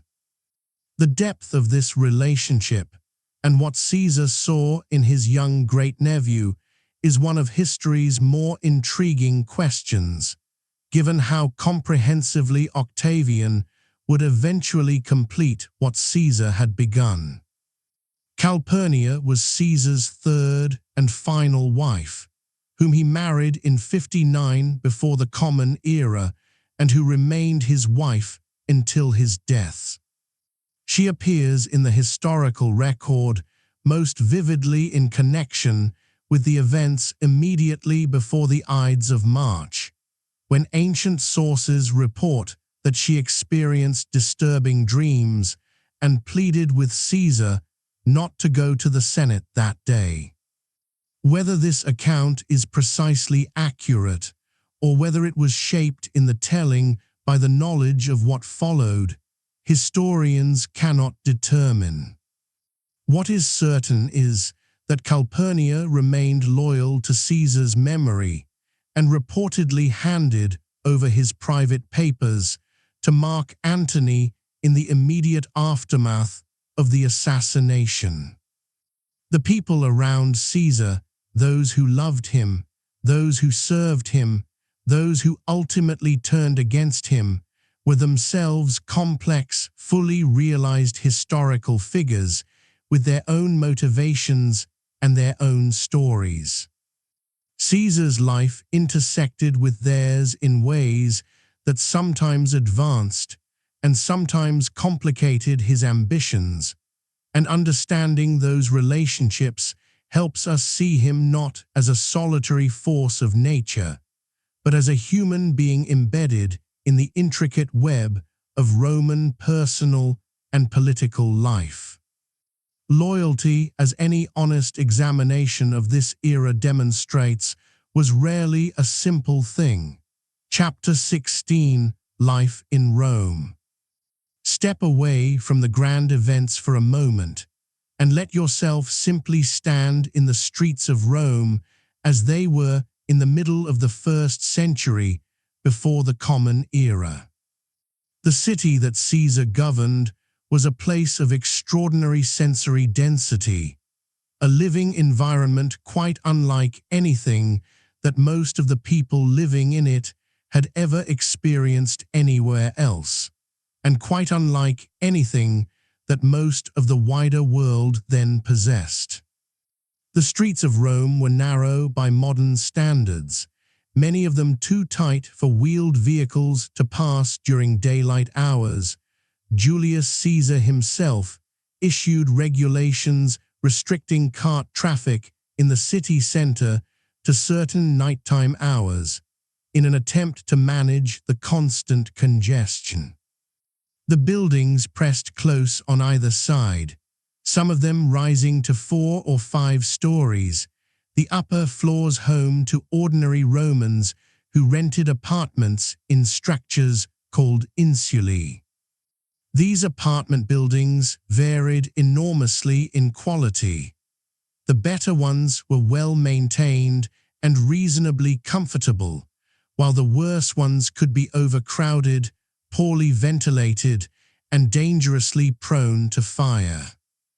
Ground floor spaces were typically occupied by shops and businesses that opened directly onto the street, their goods displayed on counters that extended outward toward the passing crowd.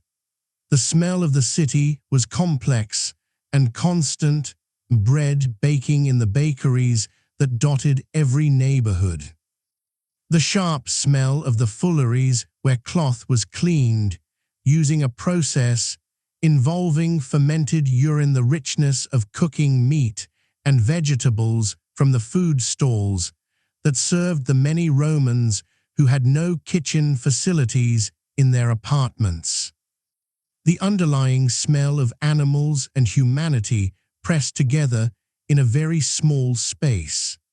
Carts delivering goods in the pre-dawn hours added the sound of wooden wheels on stone to the night, and Rome in those hours was never quite silent. Food in Rome existed across an enormous spectrum, depending on your means. Wealthy Romans dined at elaborate meals called convivia, reclining on couches in well-appointed dining rooms, eating courses that might include seafood, various meats, vegetables prepared in sophisticated ways, bread of different qualities, and wines from vineyards across the Roman world. Ordinary Romans ate more simply. Grain in the form of bread or porridge formed the foundation of the diet, supplemented by olives, olive oil, legumes, and whatever vegetables were seasonally available and affordable. Garum, a fermented fish source of considerable pungency, was used as a seasoning across all social levels, appearing in recipes from the simplest to the most elaborate. The Forum, the great public space at the heart of Rome, was the center of civic life. You can imagine it on an ordinary morning of Caesar's era. The sound of advocates practicing speeches before small gathered audiences, merchants negotiating in the spaces between temple columns, crowds gathering around the rostra, the speaker's platform, to hear whatever public address was scheduled for the day. Slaves moving through the crowd on errands for their owners, senators in white togas making their way toward the Senate House, with the particular deliberateness of men who understood that being seen was itself part of their work.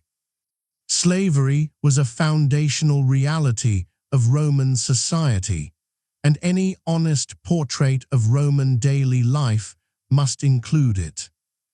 Enslaved people performed an enormous range of work in Rome, from the physically exhausting labor of mines and large agricultural estates to the skilled work of educated enslaved secretaries, tutors, doctors, and accountants in wealthy households. The institution was neither uniform in its cruelty nor in its conditions, but it was universal in its fundamental denial of human freedom and dignity. Caesar himself, like every Roman of his class, owned enslaved people and depended on their labor. This fact belongs in any complete portrait of the world he inhabited and helped perpetuate. Religious life was woven throughout every aspect of Roman existence. The gods of Rome, Jupiter, Juno, Mars, Venus, Minerva, and dozens of others, were honored through public festivals, temple ceremonies, sacrifices conducted by priests, and private household rituals. The Roman religious calendar was dense with observances. Augurs read signs in the flight of birds and the behavior of sacred chickens to determine whether a proposed action was favorably or unfavorably regarded by the divine powers. These practices were taken seriously by most Romans, not necessarily as a matter of naive superstition, but as a recognition that the relationship between human beings and the forces governing the universe required careful, regular, respectful maintenance. Meanwhile, in the quieter spaces of Rome, in private homes, in gardens, in discreet meetings away from public view. Certain conversations were being held that had nothing to do with religion or markets or the ordinary texture of daily life. Quiet, careful, dangerous conversations about Caesar, about the Republic, and about what needed to be done. Chapter 17. The conspiracy. The men who gathered in private to discuss what they increasingly called a necessary action were not, by Roman standards, obvious villains. They were senators, educated, experienced men with genuine convictions about the Roman constitution and genuine concerns about what Caesar's continuing and apparently permanent dominance of the Roman state meant for the republic they believed in. Their number eventually grew to somewhere around 60 men, according to ancient sources, though the precision of this figure is uncertain. They called themselves the Liberators, a name that tells us everything about how they understood their purpose. They were not, in their own minds, murderers. They were physicians performing a painful but necessary operation on a body politic that had become ill with the disease of one-man rule. The two men who would become most identified with the conspiracy were Gaius Cassius Longinus and Marcus Junius Brutus, whose relationship with Caesar we have already considered. Cassius appears to have been the more active organizer in the early stages, the man who identified potential participants, tested their sympathies, and gradually assembled the group. But he understood, as a matter of practical political reality, that the conspiracy needed Brutus. Brutus carried a particular weight of historical symbolism in Rome that made his participation crucial beyond his individual importance. His ancestor Lucius Junius Brutus was celebrated in Roman tradition as the man who had driven out the last king of Rome, Tarquinius Superbus, and established the Republic centuries earlier. For a man with that name and that heritage to lead an action against what the conspirators characterized as proto-monarchy was a statement of historical continuity, a claim that what they were doing was not a crime, but a fulfillment of Rome's deepest traditions. Persuading Brutus took time and care. Ancient sources indicate that Cassius worked on him gradually, and that anonymous messages were left in places Brutus would find them, on his praetor's tribunal, at the base of the statue of his famous ancestor, urging him to live up to his family's example. Whether Brutus was fully persuaded by these theatrical gestures, or whether he had been working toward his own conclusion through the weight of his own philosophical reasoning, the outcome was the same. He joined the conspiracy. The meetings where the group discussed their plan were necessarily held in private homes under the cover of ordinary social gatherings, the kind of dinners and visits that Romans of their class conducted constantly and that would attract no particular suspicion. The conversations were careful and limited to those who had been individually recruited and trusted. Even so, keeping a secret among 60 men was a significant challenge, and ancient sources suggest there were moments when the conspirators feared exposure. They debated several important questions. Should Mark Antony be killed along with Caesar? Brutus argued against this, apparently on the grounds that killing additional people would make their action look less like a principled defense of the Republic and more like a simple power struggle. This decision would have significant consequences. Should they act at a public event or in a more private setting. The Senate was chosen both for practical reasons of access and because the symbolism of the act being performed in the Senate House itself carried the maximum possible political meaning. The date they settled on was the Ides of March, the 15th day of March in the Roman calendar, in the year 44 before the Common Era. A Senate meeting had been scheduled for that day, and Caesar was expected to attend. Caesar had been warned. Ancient sources describe multiple omens, warnings from augurs, and direct human warnings that reached him in the days before the Ides, including the famous account of a soothsayer who had earlier told him to beware the Ides of March. Whether these stories are precisely accurate in their details, or whether they were shaped by later knowledge of what occurred, cannot be determined with confidence. What is historically documented is that the conspiracy was known at least partially to at least some people outside the inner circle. One ancient source mentions a man who had obtained specific information and attempted to reach Caesar on the morning of the 15th with a written warning, but was unable to get through the crowds to deliver it. Caesar also appears to have received private warnings from people in his circle. He had reduced his personal bodyguard in preceding months, reportedly making a public statement to the effect that a life spent in constant fear of assassination was not worth living. Whether this reflected genuine philosophical equanimity, political calculation, a demonstration of confident power, or simply a failure to fully credit the specific danger he faced, is another question that the evidence cannot entirely resolve. The Ides of March were approaching, quiet and certain, with the same indifference that time brings to all its appointments. Chapter 18, The Ides of March.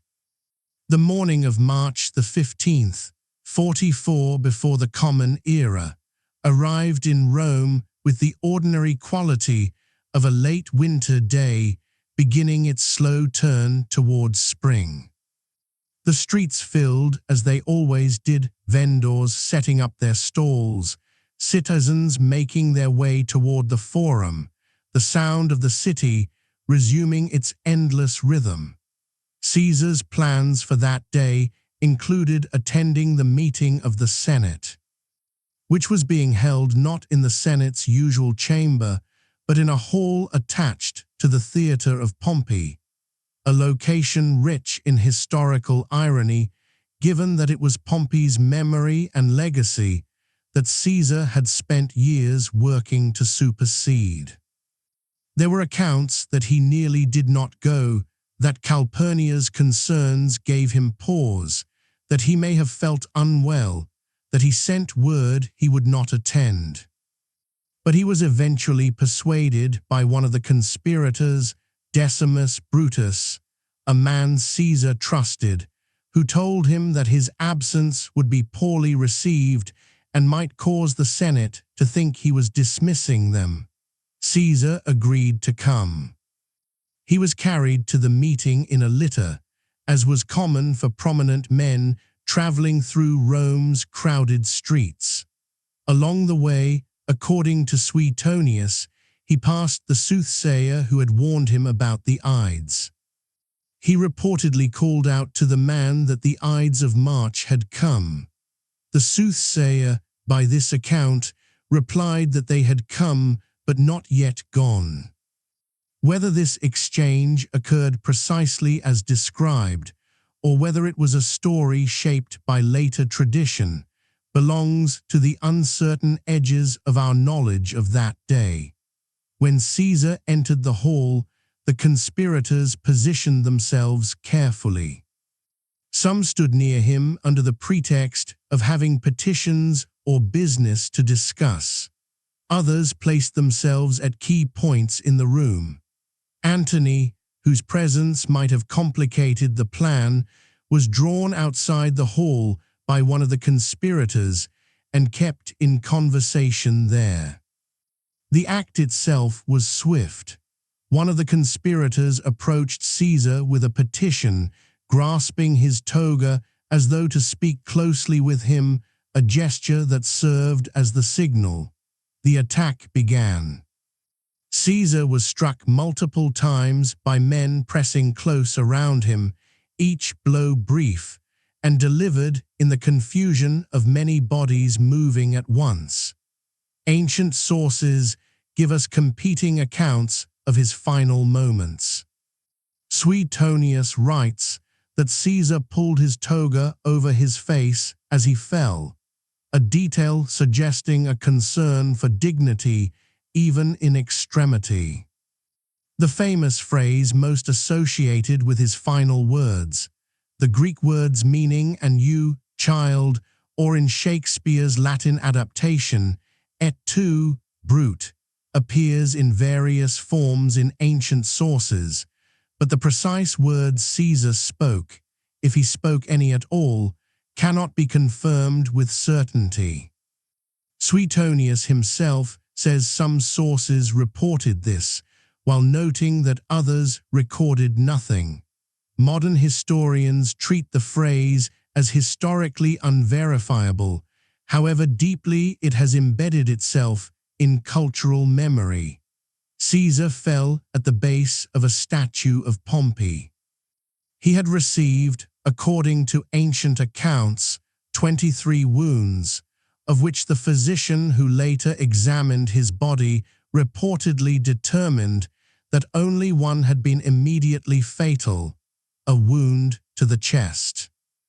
The conspirators, their act completed, moved through the hall holding up their daggers and calling out to the assembled senators, invoking liberty and the republic. But the reaction in the room was not the grateful relief they had perhaps imagined. The senators fled in panic. The hall emptied. Word spread through the streets of Rome with extraordinary speed, and the city entered a state of shock and uncertain fear, not knowing, in those first hours, what this meant, what would come next, who was now in control, or whether the violence would continue. Caesar's body lay on the floor of the hall for some time before 3 of his enslaved household staff came and carried him home on a litter. Calpurnia received him. His death did not end his influence. In many ways, it only began it. Chapter 19. After Caesar, the days that followed the Ides of March were unlike anything Rome had experienced in living memory. The city moved through them in a state of collective uncertainty. Shops closed, citizens stayed indoors, the ordinary rhythm of Roman life suspended, while the implications of what had happened in that hall beside the theater of Pompey slowly became apparent to everyone. The conspirators had planned the act with considerable care. They had planned remarkably little of what came after it.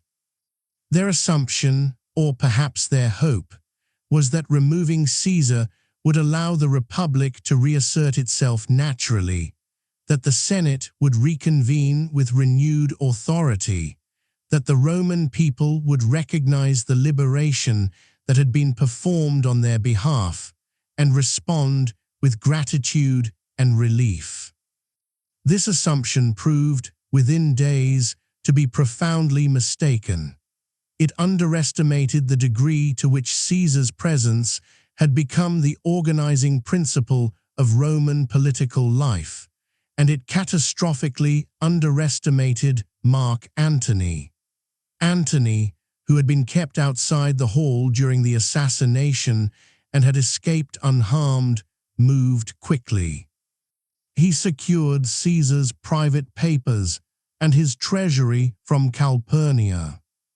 He used the documents he found there, some genuine, some that later critics suggested he may have embellished or supplemented, to present Caesar's unfinished plans and appointments as though they were settled policy, granting him enormous practical leverage over the distribution of offices and territories. He also arranged the public reading of Caesar's will. Caesar's will contained two pieces of information that would reshape Roman politics immediately. First, he had left his gardens along the Tiber to the Roman people as a public park, and had bequeathed a sum of money to every Roman citizen, a final act of public generosity that struck the ordinary people of Rome with considerable force. Second, he had named as his primary heir his great-nephew Gaius Octavius, adopting him posthumously into the Julian family and making him Gaius Julius Caesar Octavianus, the young man history would eventually know as Augustus. The public funeral of Julius Caesar became one of the most consequential moments in the history of the late Republic. Antony delivered a speech over Caesar's body, a speech that ancient sources describe as enormously effective in rousing the emotions of the gathered crowd. Shakespeare's dramatization of this speech, written more than 15 centuries later, captures something of the tradition surrounding it, though the actual words Antony spoke are not recorded verbatim by any source we possess. What the ancient accounts agree upon is the result. The crowd was moved to anger and grief, and violence broke out. The body of one of the conspirators, Gaius Helvius Cinna, actually a man who had been a supporter of Caesar, confused with a conspirator of similar name, was torn apart by the crowd in the chaos that followed. The conspirators, who had already left Rome, found that whatever moral authority they had hoped their act would confer on them was failing to materialize. Brutus and Cassius moved to the eastern provinces, working to build military forces and political support there. Rome itself passed through a period of complex maneuvering between Antony, who positioned himself as the primary interpreter of Caesar's legacy and intentions, and the young Octavian, who arrived in Italy from his studies in Greece to claim his inheritance, legal, financial, and political. With a confidence and intelligence that apparently surprised everyone who had underestimated him. The tension between Antony and Octavian was immediate and genuine. They were rivals for the position of Caesar's primary heir in the broadest sense, not merely the legal heir to his property, but the political heir to his authority and his following. A brief alignment with the Senate, who saw the young Octavian as a potentially manageable tool against Antony, gave way to a complex series of shifting alliances. Eventually, Octavian, Antony, and another military leader named Marcus Aemilius Lepidus formed what historians call the Second Triumvirate. This one, unlike the first, a formally recognized constitutional arrangement with legally defined powers. They immediately demonstrated the kind of ruthlessness that the political moment seemed to demand, issuing proscription lists of their own enemies, a terrible echo of Sulla's methods decades earlier. Cicero, Rome's greatest orator and one of the most eloquent voices of the Republic, was among those killed. His head and hands were reportedly displayed publicly in Rome, a grim end for a man who had spent his career in the service of words and law. The forces of Brutus and Cassius were defeated at the Battle of Philippi in 42 before the Common Era.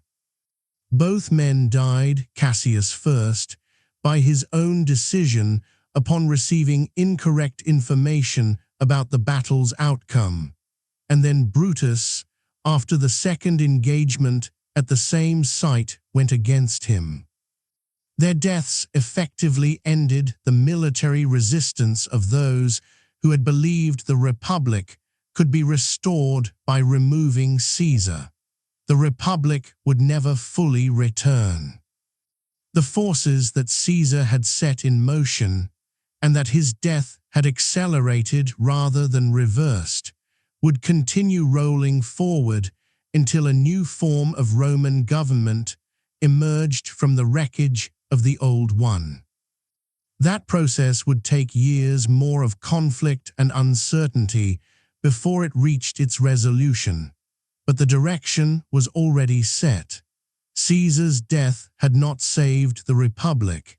It had simply opened a new and equally turbulent chapter in its long transformation into something else entirely. Chapter 20.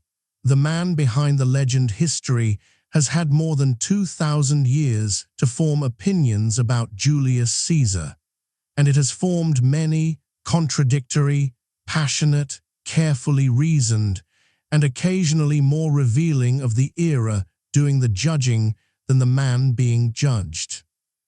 It is worth pausing in the quieter space of reflection to consider the person behind the events, not the symbol, not the political argument, but the human being who walked through the world we have been exploring together. Caesar was, by all consistent ancient accounts, a man of extraordinary intellectual ability. His Latin prose, preserved in his commentaries on the Gallic and Civil Wars, is recognized by scholars of classical literature as among the finest examples of the language, clear and precise, and seemingly effortless in a way that conceals rather than advertises its craft. He was also, according to ancient sources, a mathematician of some ability, an astronomer interested enough in celestial mechanics to collaborate meaningfully on the calendar reform, and a literary figure who wrote poetry, a tragedy, and grammatical treatises, none of which survive, but whose existence is mentioned by contemporaries. He was physically active throughout his life, a capable horseman who reportedly could ride with his hands clasped behind his back, and a commander who consistently demonstrated personal courage in the field. He suffered from what ancient sources describe as falling sickness, a condition that modern medical historians generally identify as a form of epilepsy, and these episodes apparently occurred on occasion during military campaigns without diminishing his authority or effectiveness in any lasting way. His personal habits were, by Roman elite standards, relatively restrained in some areas and notably unrestrained in others. Ancient sources suggest he ate and drank moderately compared to many of his peers. He was, however, by the accounts of both ancient biographers and modern historians, a man of considerable romantic activity. Relationships with women of various social positions are mentioned by multiple sources, and Suetonius, in particular, lists them with the kind of detail that reflects both genuine historical information and the appetite of Roman readers for biographical gossip. How much of this material reflects documented reality and how much is embellishment cannot always be determined. His treatment of defeated opponents was, by the standards of ancient warfare, notably clement.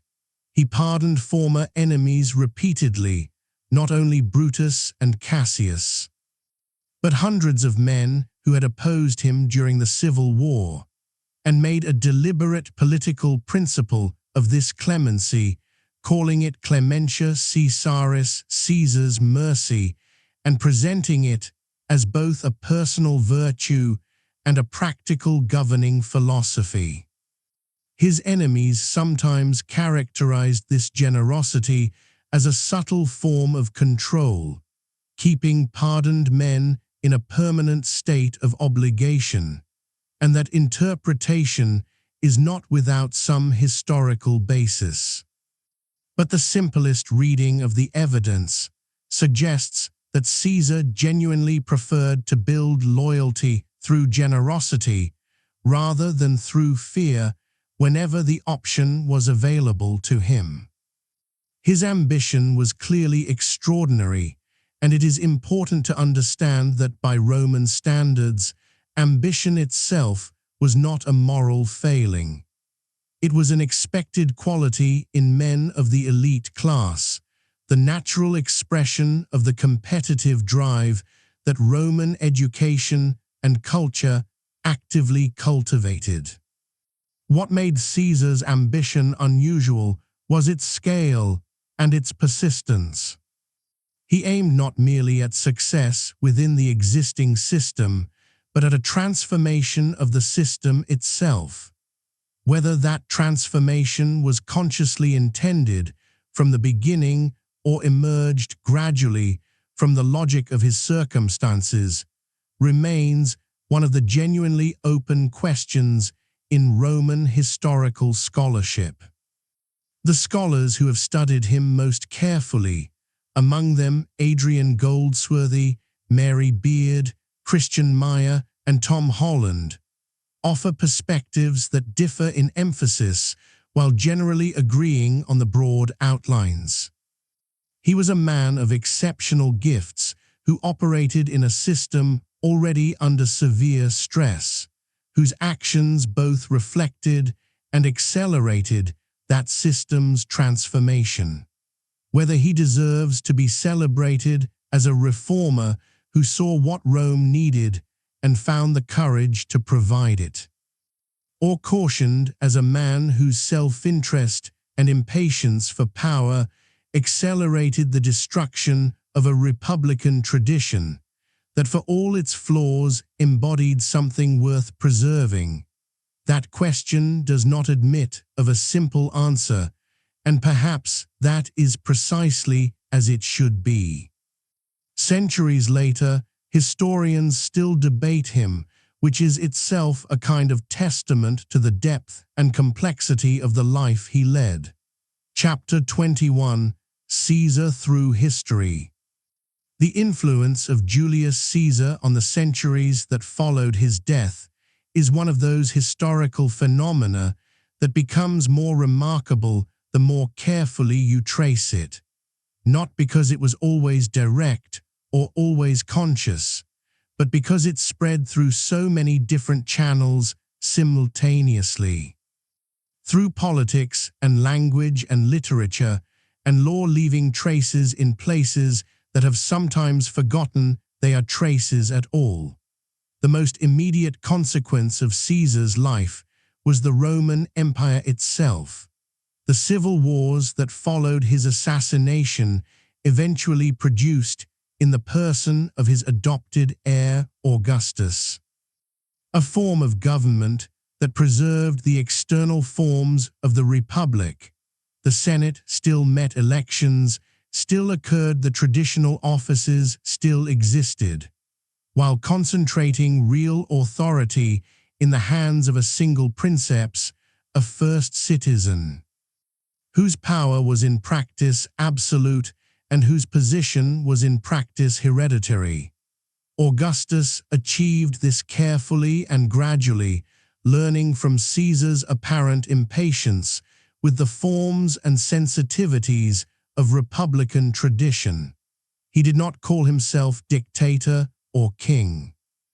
He was simply always the first among equals, a fiction that everyone understood and that everyone found, for reasons of both political calculation and genuine relief, after decades of civil war, preferable to the alternatives. The word Caesar itself became, in time, a title. The emperors of Rome who followed Augustus took the name Caesar as part of their imperial designation. Eventually, this usage spread beyond Rome.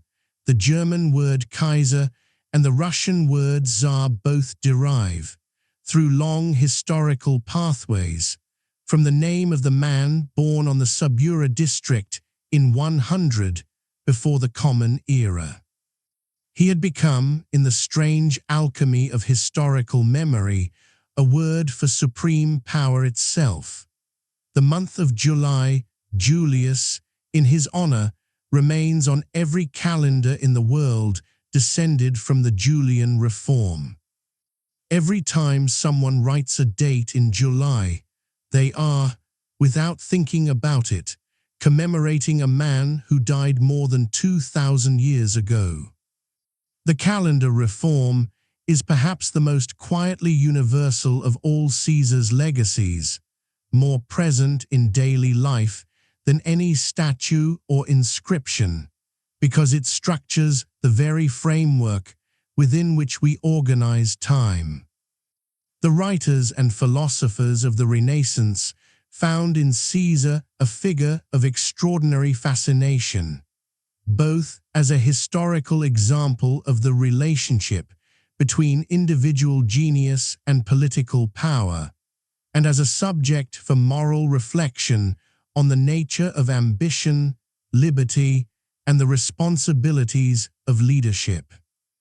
Niccolò Machiavelli, writing in the early 16th century, engaged seriously with Caesar's career in his political writings, seeing in it both cautionary lessons and examples of effective statecraft. Shakespeare's Julius Caesar, written around 1599 and drawing heavily on Plutarch's biography in Thomas North's English translation, gave the story of Caesar's assassination a dramatic form that has shaped how millions of people across centuries have imagined those events. Shakespeare's Caesar, Brutus, Cassius, and Antony are not precisely the historical figures.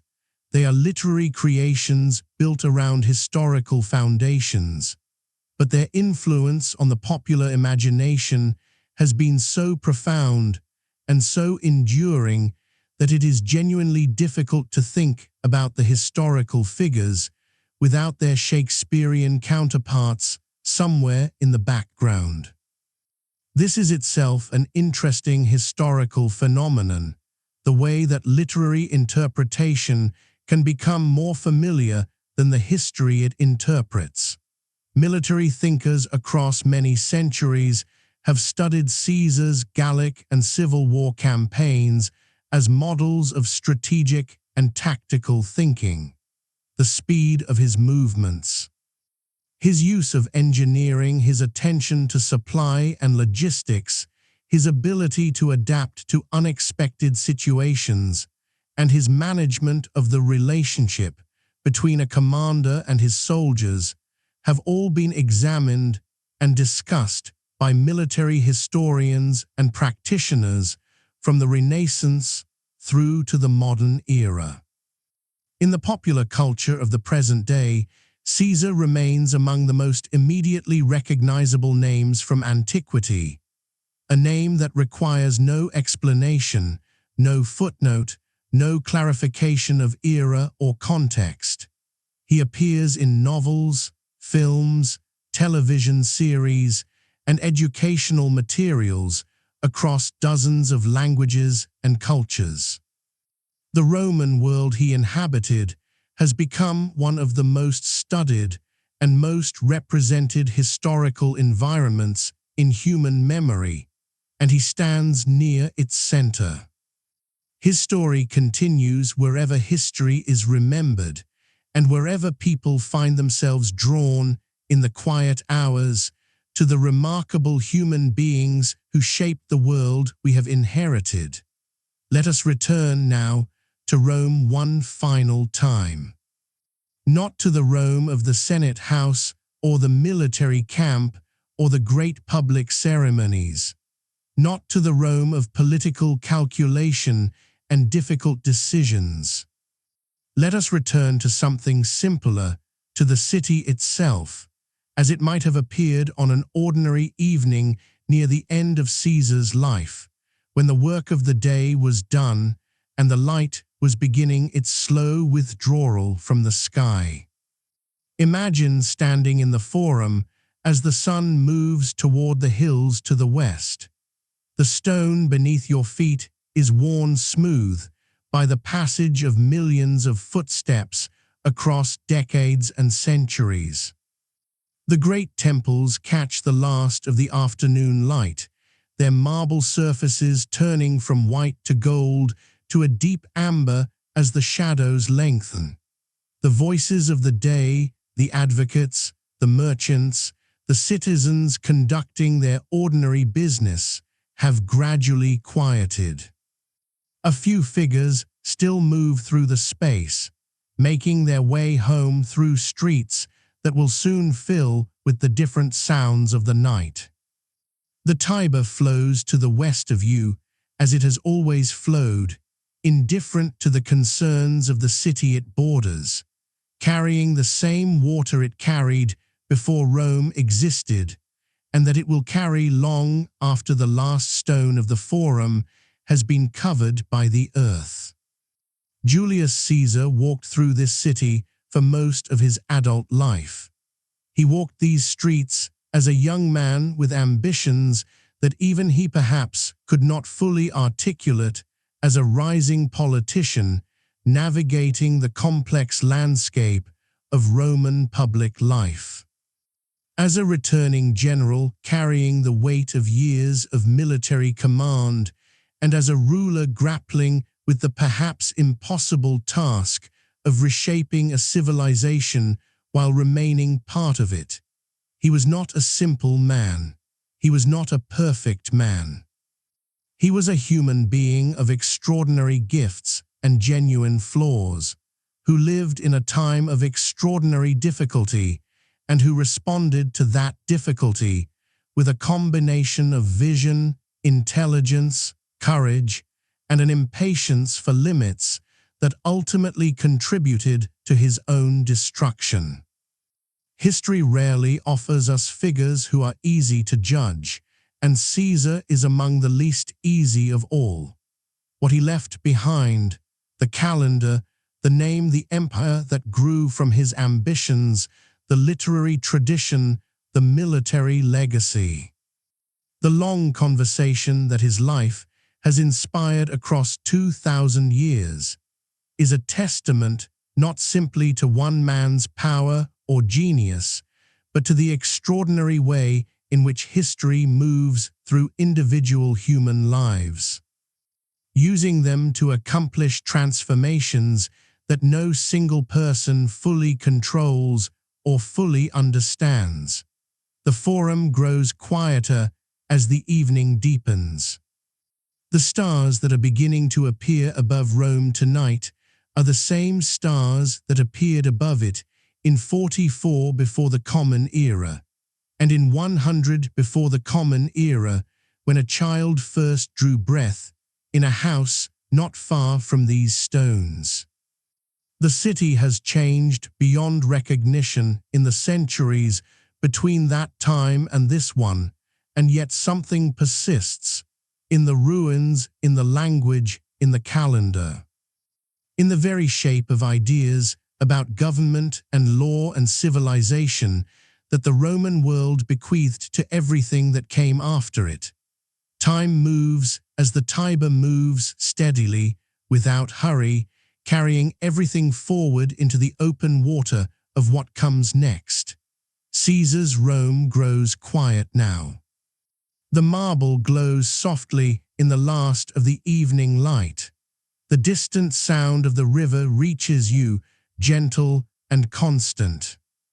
Somewhere across the city, a lamp is lit in a window, and then another, until the darkness is full of small, warm lights the city breathing slowly in its evening rest.